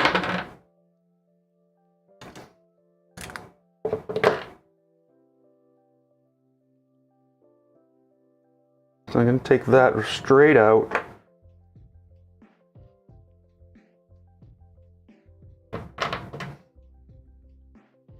Drop it straight in here.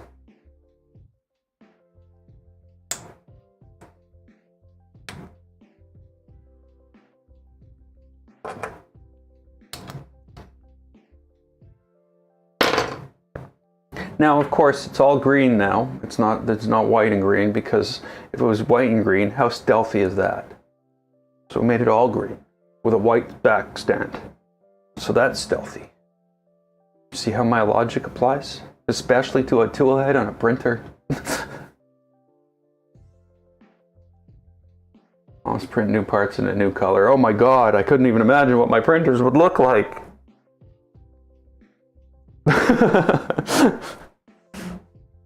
There'd be like different colors all over the place. Oh, it would be scary looking.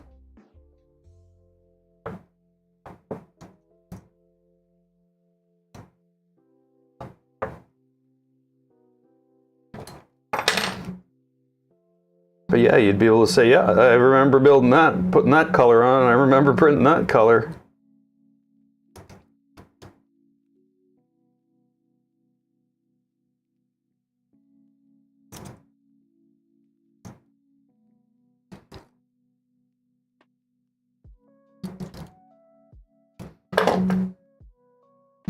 Okay, so we got that. Now let's get the tool head out of here.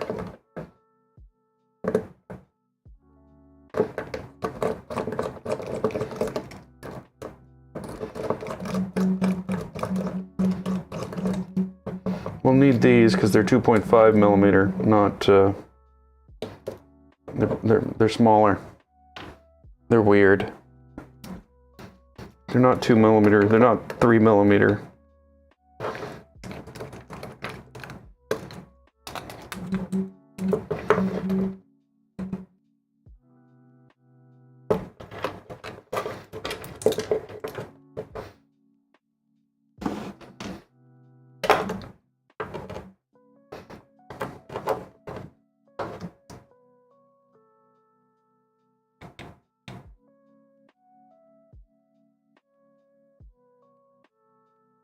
Come on.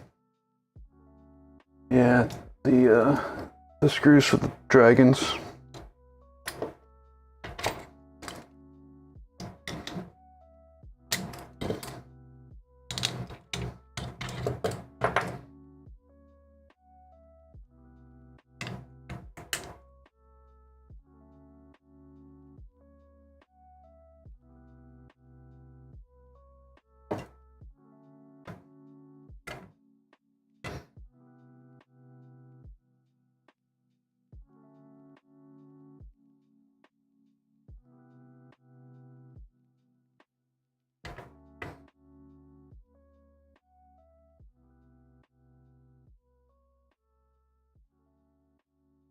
There's really no width difference. Well, there's a tiny bit right there.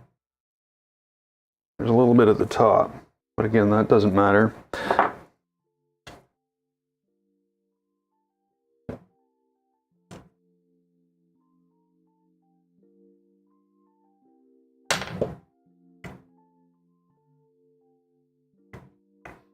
Wait a minute, I should probably go to the instructions for this.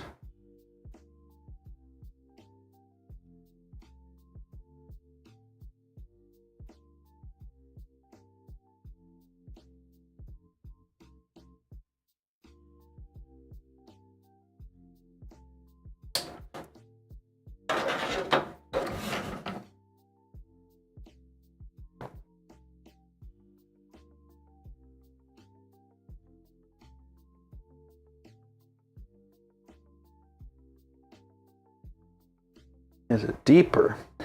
Well, I can only be able to tell from this, but looking at this, it looks shallower. But, you know, I don't have the attachment point to compare. So, yeah. The other thing that I'm noticing, because the Stealthburner's air, or Afterburner's air thing was just pretty, like, just here's a bunch of air. Where this is much more directed, there and there. So I'm hoping that actually does improve the print quality. Not that, you know, I'm like, yeah, I guess all the Pokemon stuff is PLA, so yeah, I would. But yeah, we'll see once we get the back on it, we'll be able to tell a little better.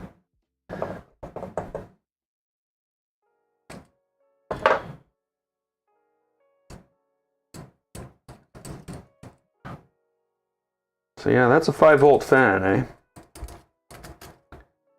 So that does mean that the power was coming from a 5-volt supply, which means we're gonna have to do something about that.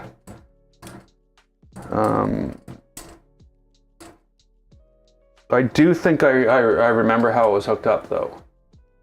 So I think it should be very easy to just change the wiring in the background, change the pin assignment. And we'll get 24 volts at the right place on the breakout board.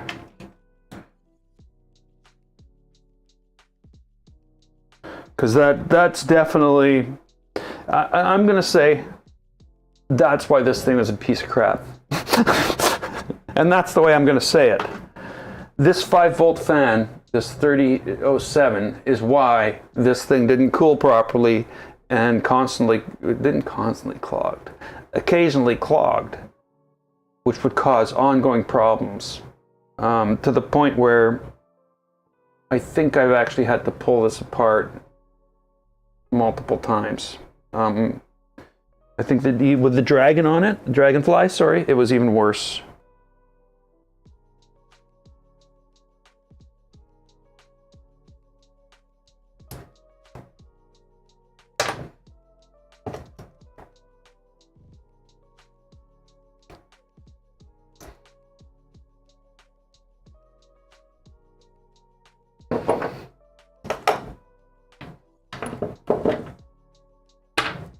Okay, so now we need to think about heat set inserts, because it needs a number of them here.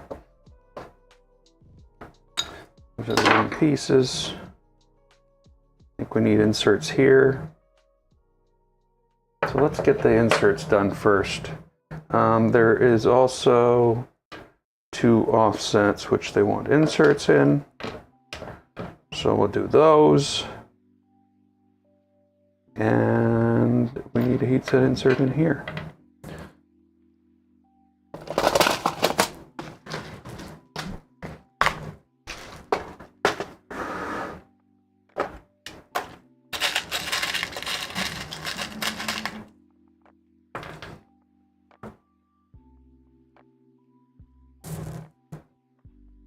Okay, Sean, thanks for dropping by.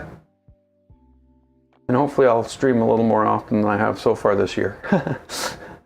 Am I putting LEDs in? No, I just don't have the LEDs at this point. I've thought about it, but I just don't have them. So I'm gonna look into what I can find.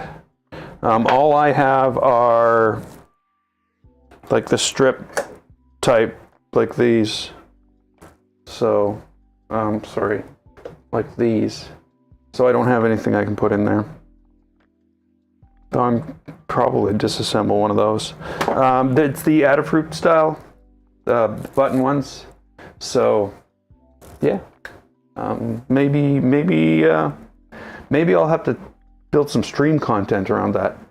But the chances are actually pretty slim now that I think about it, because I'm using an umbilical. So extra wires is a pain in the butt. Pain in the butt, I tell ya. So I may not do that. But thanks for dropping by. So where are we here?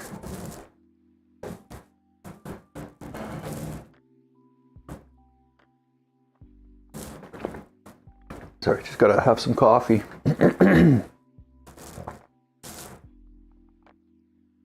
Can bus that.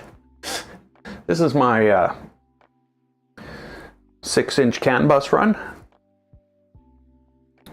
Oh, I guess it'd be more, it's a 1 foot, it'd be a 12-inch CAN bus run.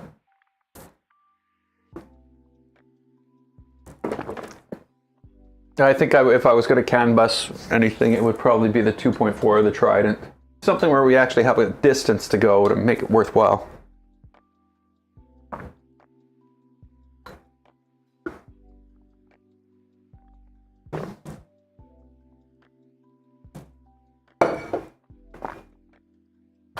Print's almost done too.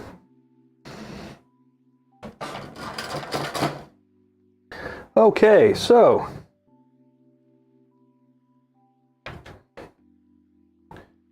heat set inserts.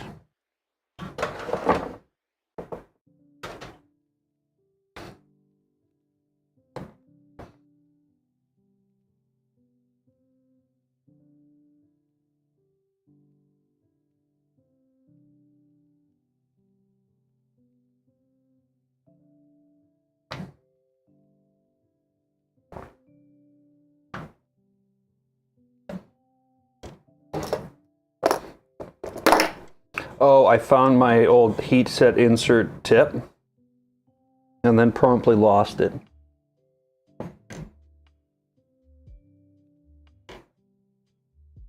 Again. Because I hate this thing. This thing is literally the worst. It's got like things that look exactly like heat set inserts. So as you're putting your heat set inserts in, you have no idea where you are.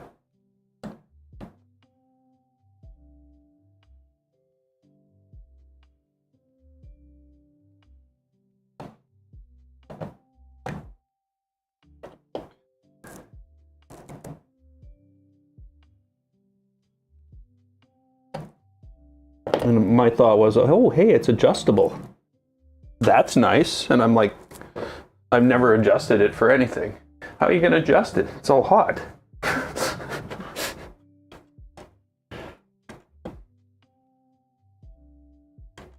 But, oh well.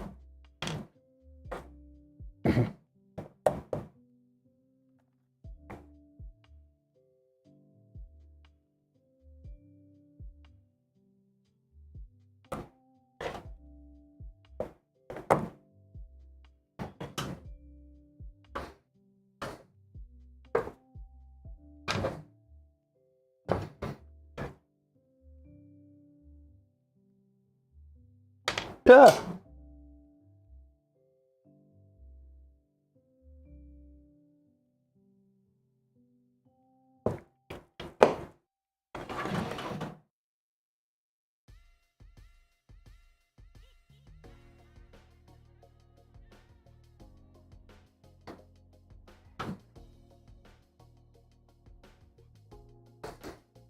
Now, are these different than the ones I already have?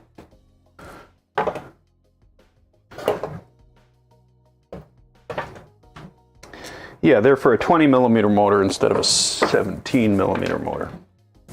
So yes, they are different.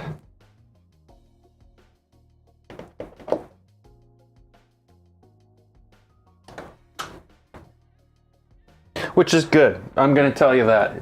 That's a good thing. I can't wait to see how much better this thing's going to print with a 20 millimeter pancake on it rather than a 17. I'm pretty sure it's going to be quite drastic. That was probably the second problem with it. There wasn't enough push from the extruder motor with this printer.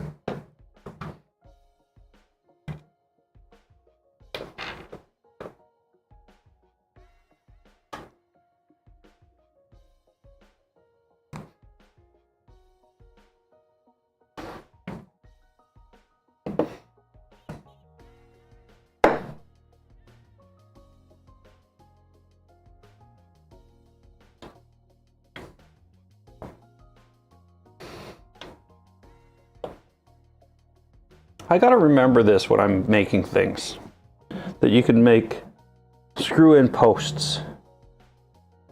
Because you never really think of that. You always think, oh yeah, okay, I need to buy that, I need to buy that. But you can just basically print them and put heat set inserts in them, and these are awesome. These work great.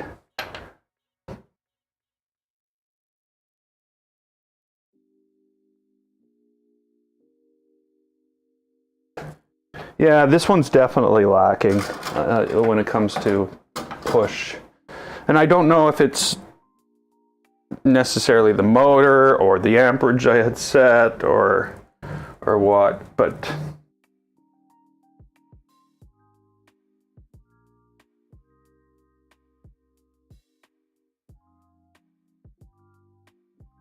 yeah, it's an LDO. I don't know what I have.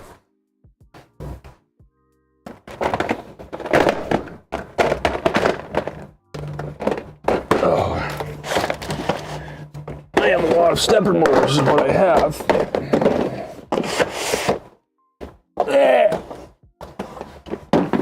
Weighs a ton.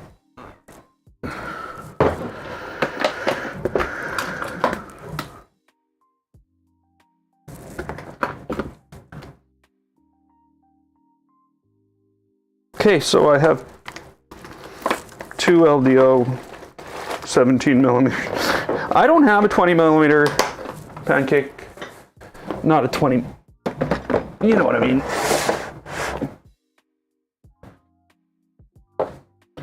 Yeah. I might have to use this until I don't have to use this anymore. Yeah, that's going to be the way I'm going to put that.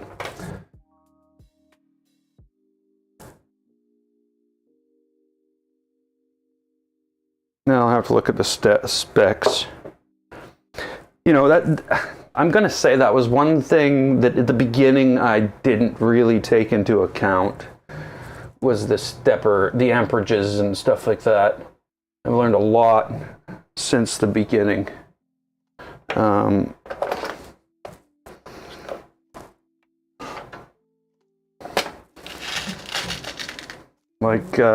One of the big things when I built the Legacy, I purposely went out and got 2 amp motors. That thing will never skip. Not that I'm running them at 2 amps. I think I'm running them at 1.5. But if I want to print something fast, I can do a Benchy in 13 minutes and 20 seconds on a Legacy. So it's a horrible, ugly thing because I don't have a high flow hot end, but I can do it. And that's actually going to be a project. We're gonna do that later this year. We're gonna upgrade the hot end in the Legacy to a high flow hot end, and we're gonna see what we can get. So far, the upgrades to that have been we've put a it's got ABBN on it. Bad Noob's Afterburner, which is the step before Stealthburner. Stealthburner was basically born of ABBN, and the reason for that was with a bigger cooling fan, which is great for PLA. Oh, there's 2 more. Oh yeah, so this is definitely, going to be more solid.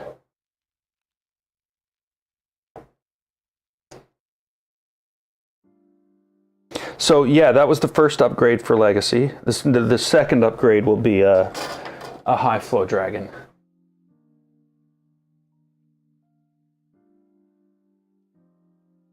Goliath.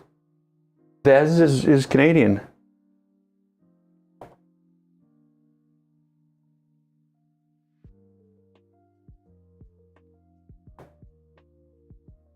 Oh, I shouldn't say anything.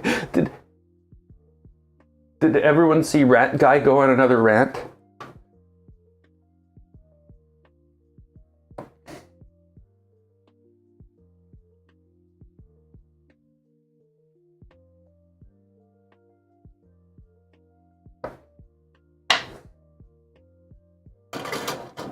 Ugh.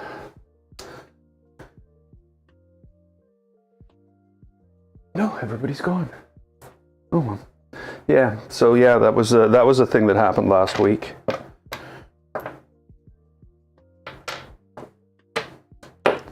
Okay, so there we've got our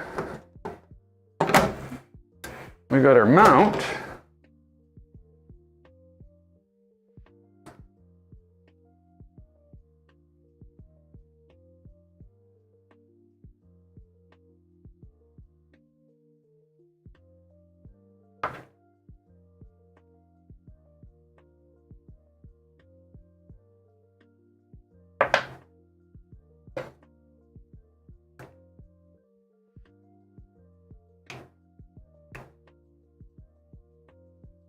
I'm confused. Is that supposed to come off? Oh, okay. I'm not confused anymore. It came off. It was supposed to. So, obviously, this is going on here. Huh? And then we slide screws down there. And something gets attached to the front of it. I don't know what that thing is. I don't see it. We're gonna have to figure that out. Let's go to the instructions. Crazy that. They put all this information all in one place.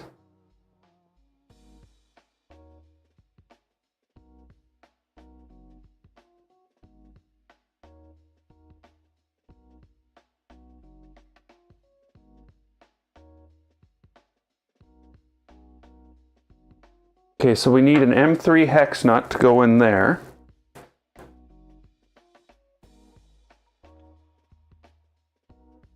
I guess all this can be assembled.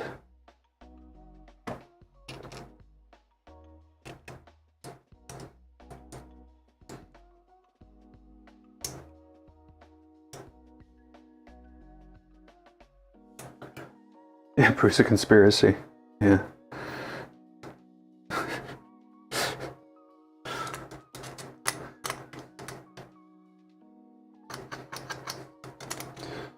Yeah. Oh well.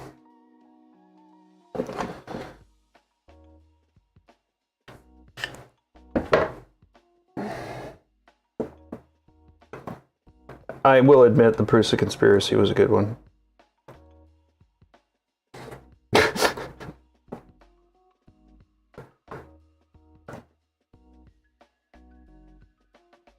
I don't watch conspiracy theory people though. I watch anti-conspiracy theory people. What's his name? That Welsh guy, the creaky blinder. He has no problem speaking his mind. Wait a minute. Let's find out which way that thing goes on there. Okay, so I think it goes on the same way. It does.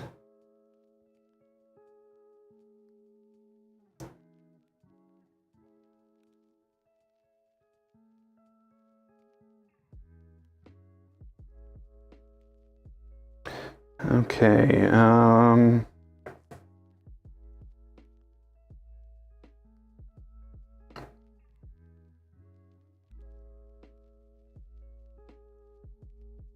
I don't get it.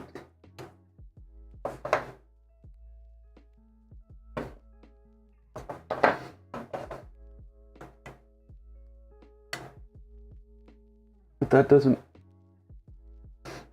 This stuff is already here.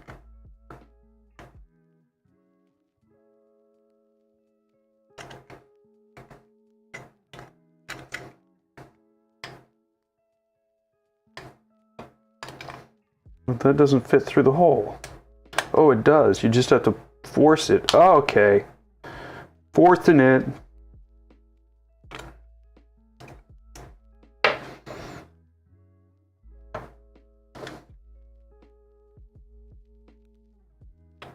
Well, that's bizarre.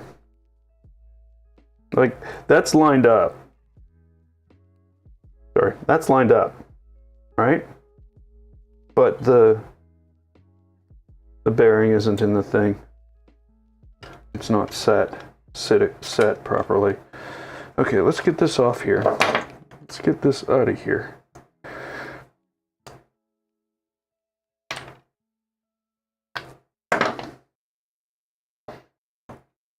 We got to get the bearings pressed first. Now, how am I going to do that? Normally, I would just shove something in there and hit it. But it's a bearing, and I really don't want to do that. It may not work out well.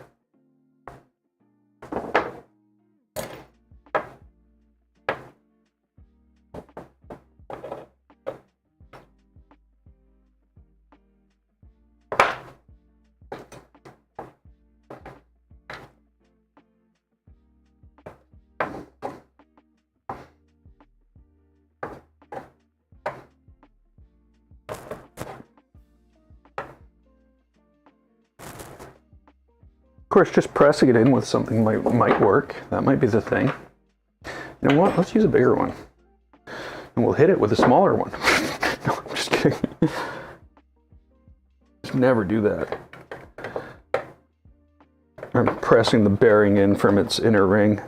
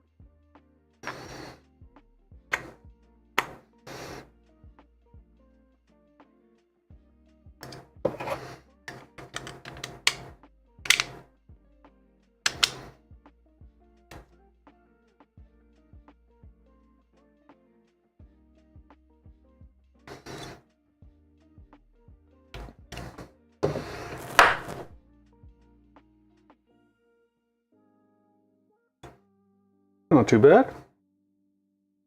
Moves smoothly.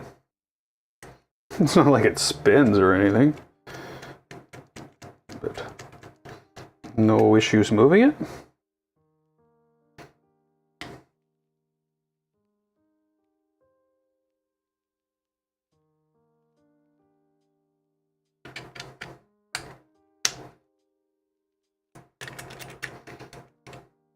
Oh.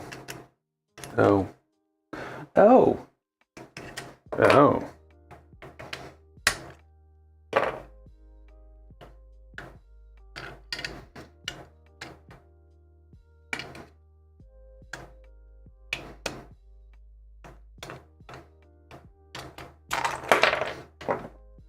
Okay, let's go back in the instructions and make sure we move forward through them properly.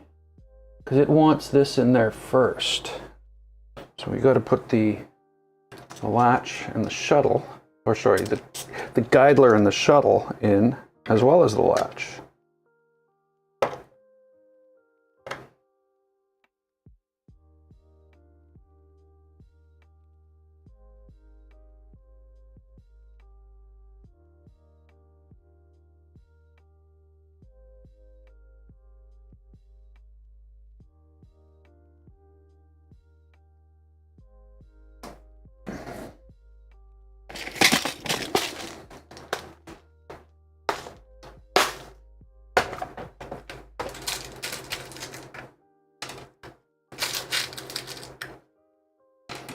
You're gonna need some hex nuts.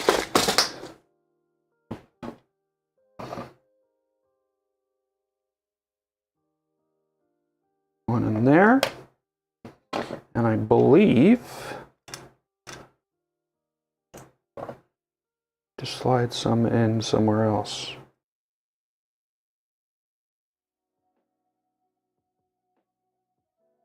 Probably later though.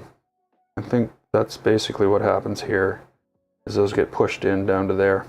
Very, very Prusa type thing to do. They do that a lot.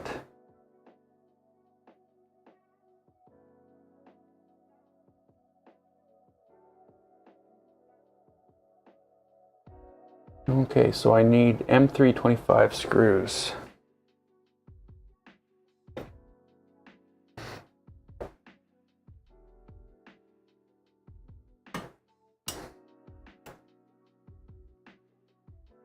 M325. Okay.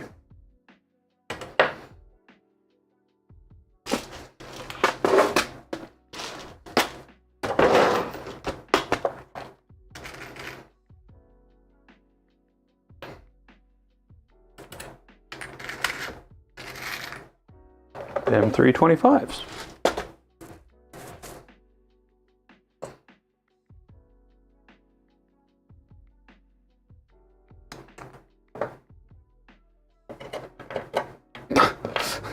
Still falls apart.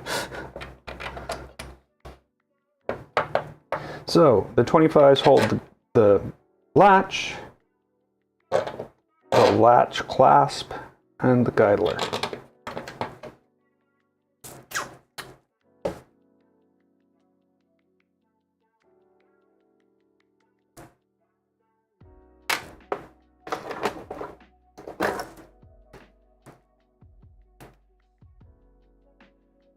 That's not right.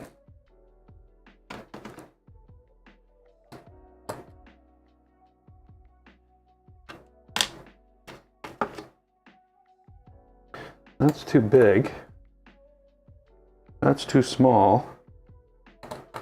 Where's the...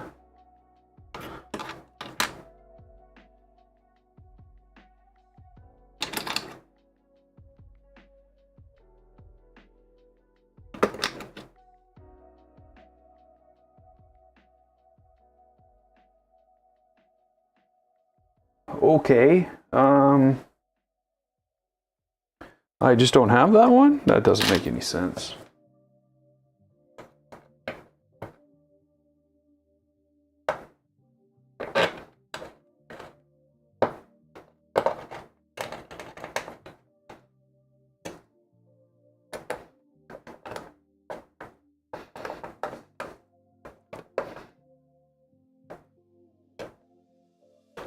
Am I missing a screw? It's like a set screw type thing here.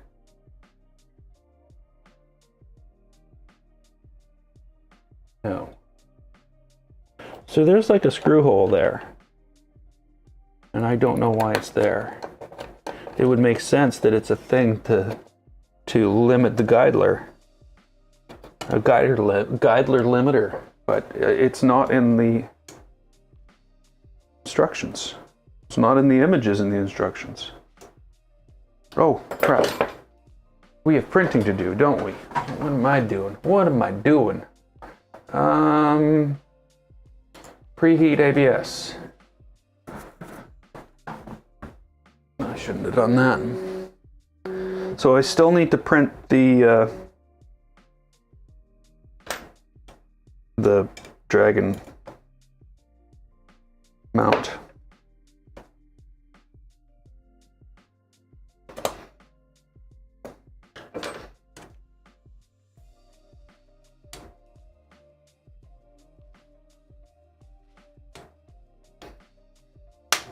Wow, holy crap.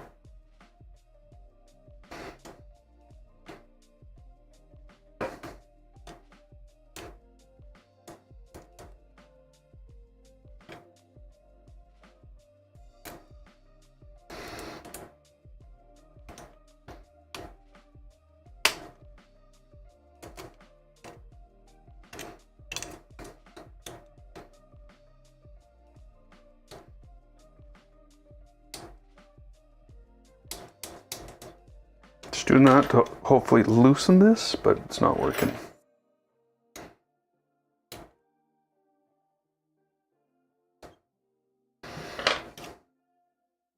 I might just have to do a quick smoothing of that area.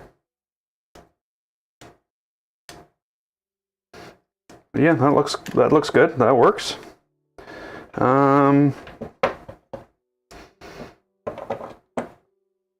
This gets pressed in there.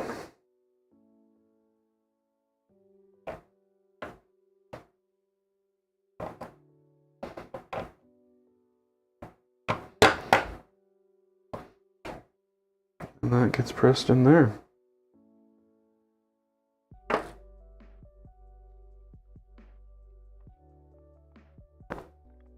It's all right, so I'm not trying to duck down and hide. So now we need 2 M310 millimeter screws to go up in there.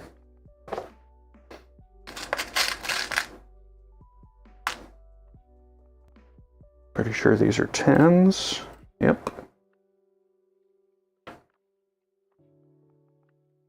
And they go in from the bottom. And this basically makes makes it so this is actually attached from 2 directions. Finally. Because that was a big issue. That was definitely a big issue with it all just being a sandwich. No connections like that. It was all just layered, and that really made this weak in the long run. This seems like it's going to be much more solid as a tool head. But hey, I shouldn't be judgy yet. Let the prints be the judge. Not the prints. The prints.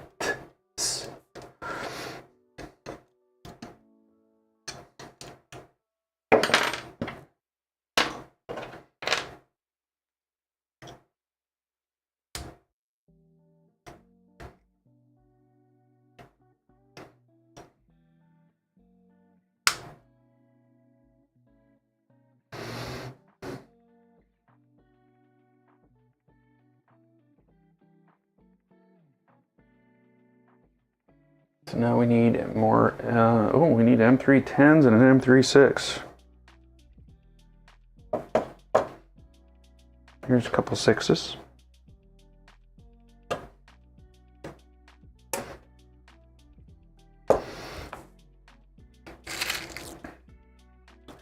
And then the 10 is for this side.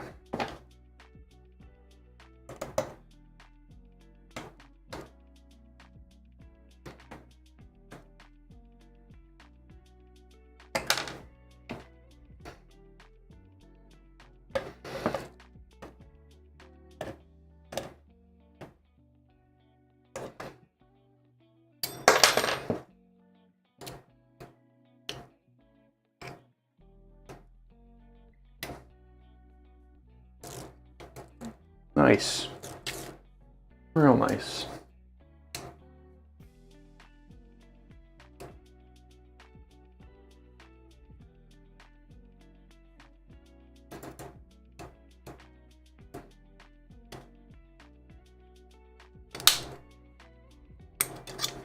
Oh yeah, that turns really good.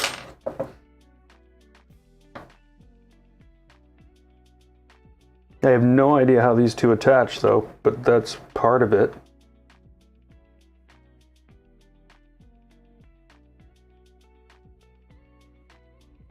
There's obviously got to be more.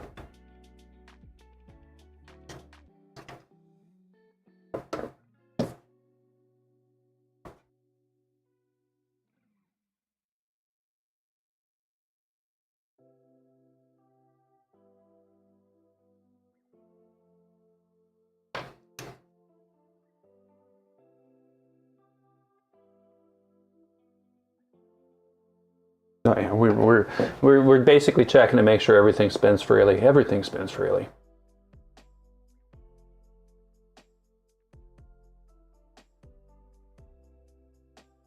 Now, is the path right?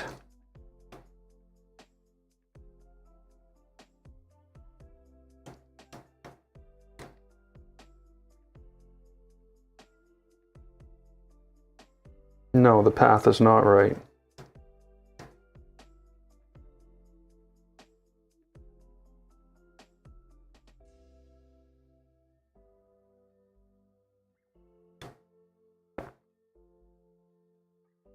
Okay, how can I make the path right? Where's that little screwdriver?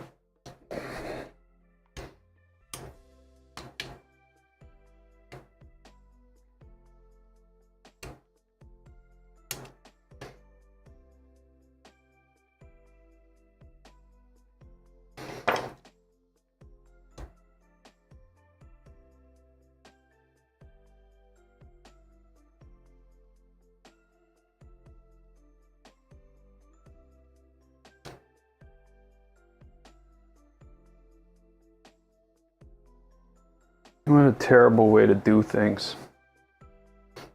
This is just going to make this really, really problematic. So you have to adjust the grub screw after the build. But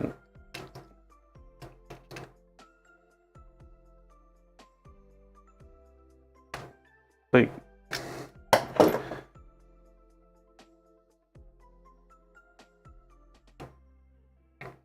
this basically means I'm never going to get this right, because I can't get in there to adjust the grub screw to tighten it properly. Or I'm going to have to go buy some new tools, because the the grub screw is this little itty bitty tiny thing, and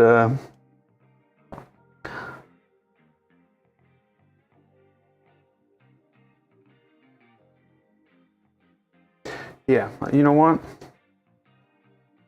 It's fine.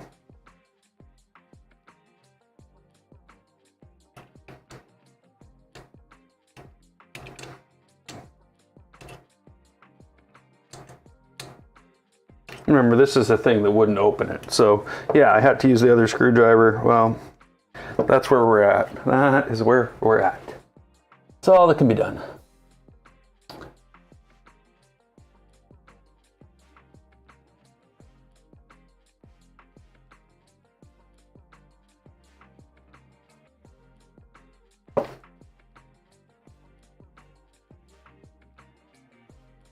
So now at this step in the installation, remember I said there's a screw hole in there for the limiter, the Geidler limiter. Well, they call it an anti-squish thingamajig. Well, now they want me to put it in. Now that everything's assembled, they'd like to put that screw in there. Like right in there. Are we gonna put a screw in there? That's what they'd like me to do. But obviously I can't. So that's not going to happen.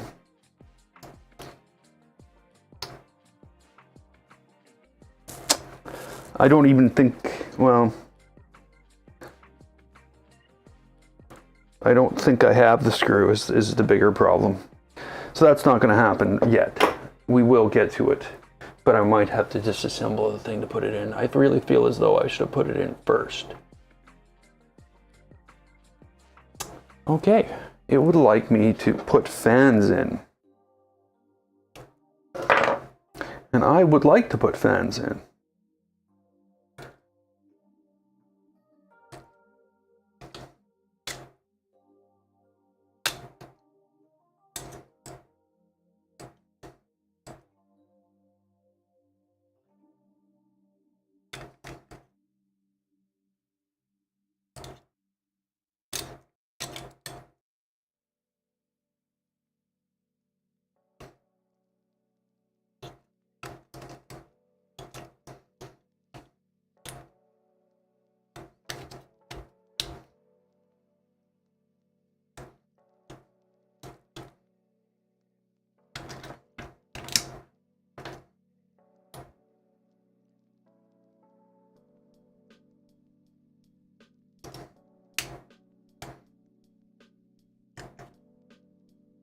That looks good.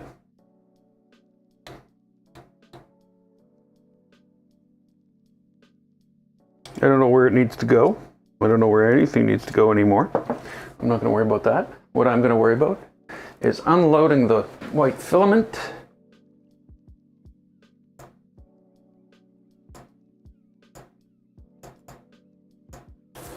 And getting the green.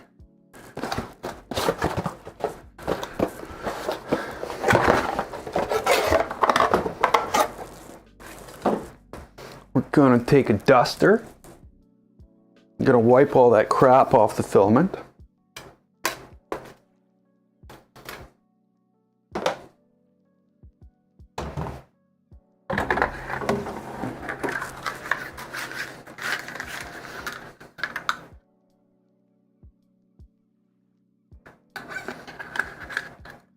So yeah, I guess what happened is at a certain point we lost everybody in Europe. They all went to bed, which, you know, I don't blame them. It's getting late. Who wants to stay up and watch me? I know I don't. So yeah.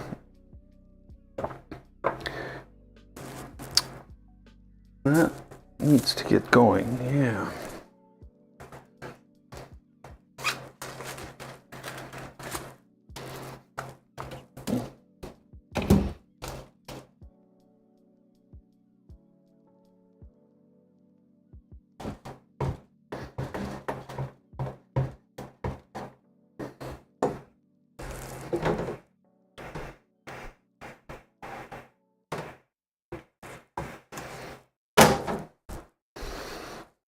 Where'd my printer glove go? There it is.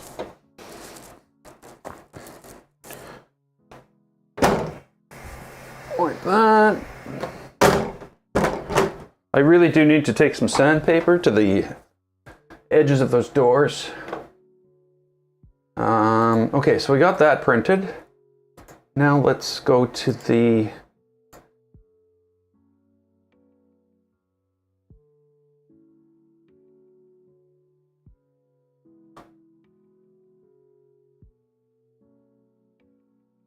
there's a dragon. Print with Octoprint. Awesome. Okay, so we need to load filament.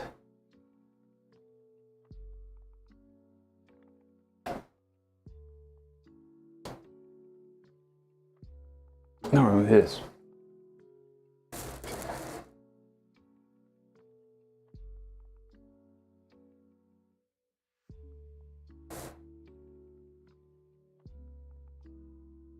I am printing the fan protector ones, like the full enclosure, because I do like that idea. Not that my fans have had any damage, so the regular block would probably work just fine. But I do think I like the idea of having that housing around it. It'll direct the airflow a little better.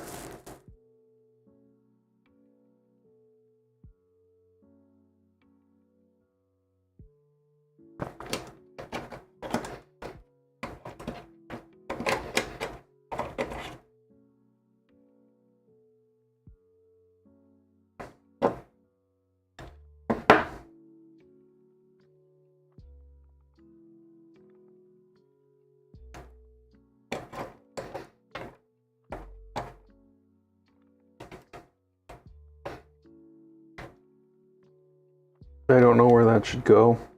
It almost feels as though somehow it should be coming out here.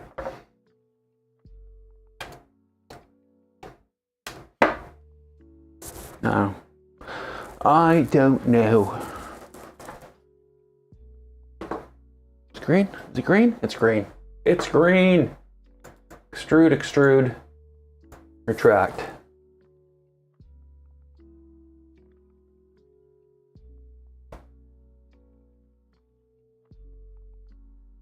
It's weird though, it doesn't look green. Doesn't look green at all. Of course the lights are green, so that's sort of making it look gray.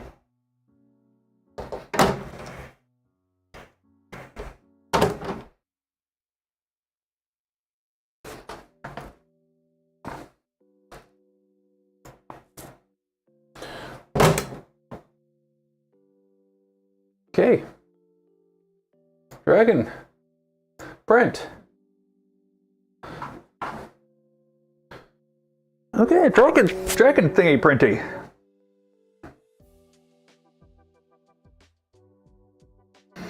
I don't think I'm going to be using this. Hey, look at that.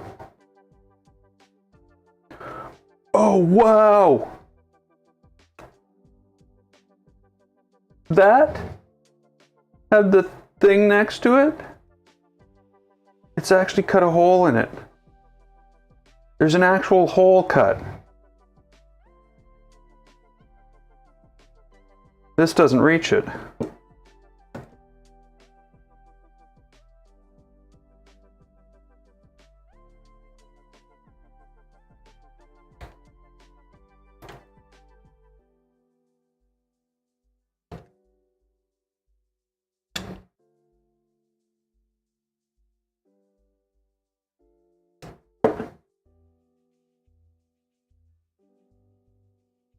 Okay, I need some, what do I need here? 10s?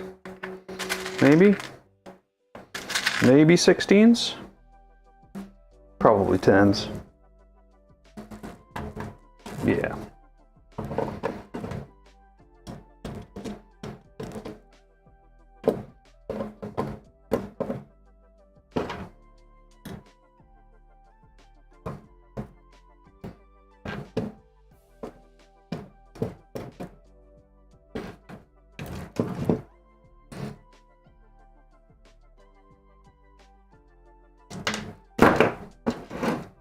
Oops. It drops well. Yeah, the metal pin on the gear was rubbing against it. So, yeah, they warn about that being an issue.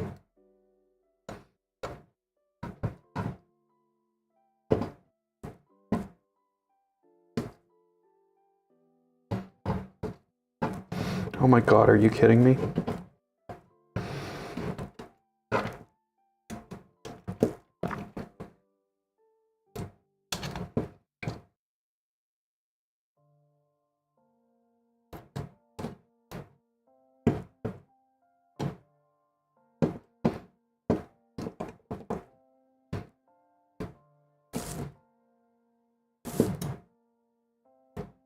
Oh no, it wasn't. It was a clogging issue.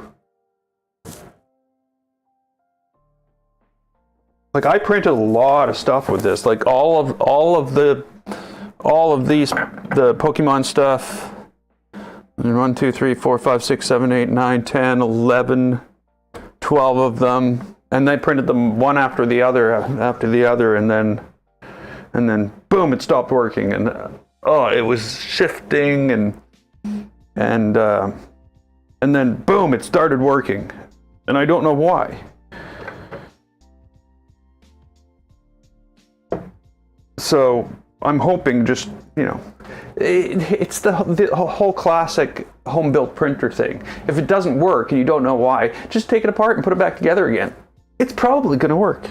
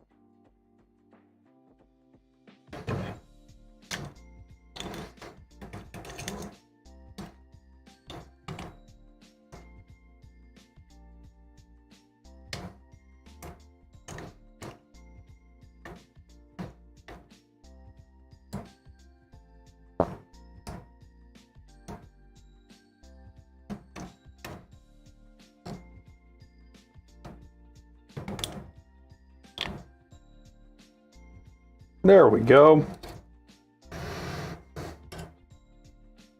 I like it.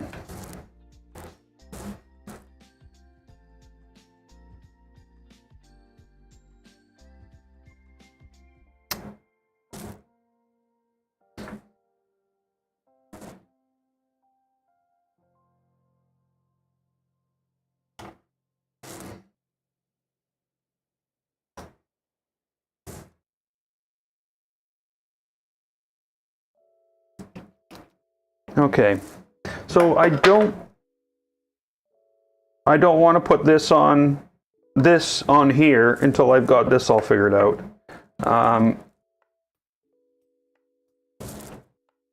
Looking at the instructions, you know, we basically got Afterburner built, got the motor put on, motor's on.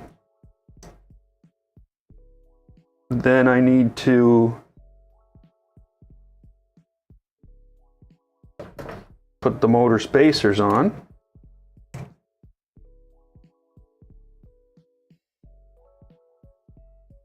Which doesn't really work really well.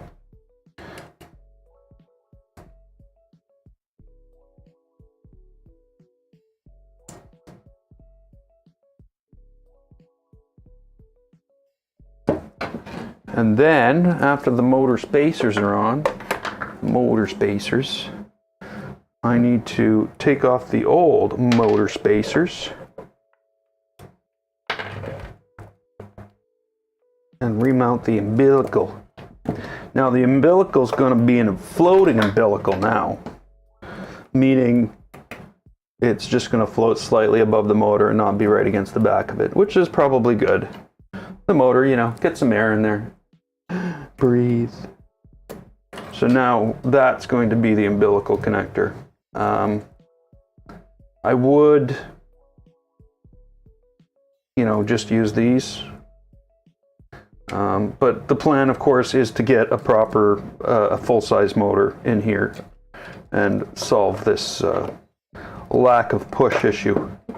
Though I don't know if that's exactly what it was. That's garbage. So I think I'm going to leave this here today. I didn't expect to be able to finish it completely all in one go anyway, but I am definitely happy with where I got to.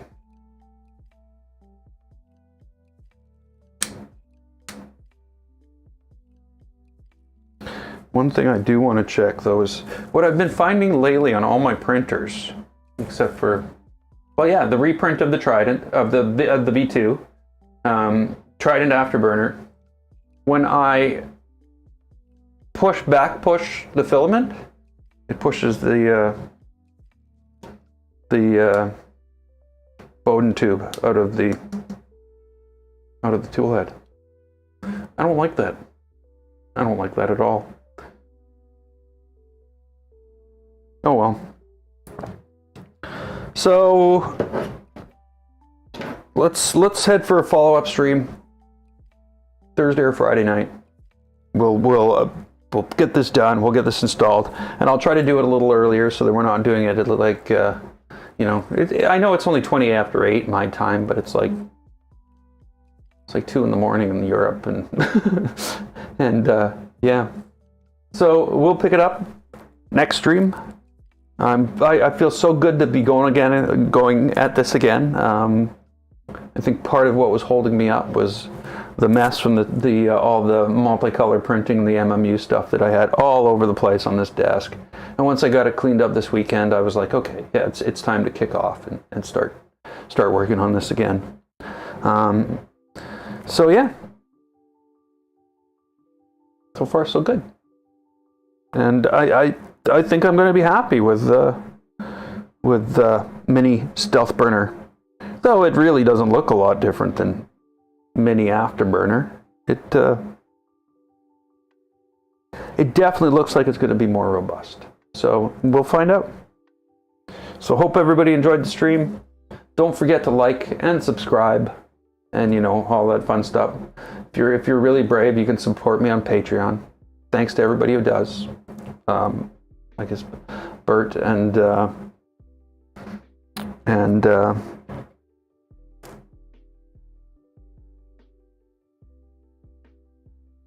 can't remember the guy's name. Oh yeah. So yeah, I will see you next time. Have a good one, everybody.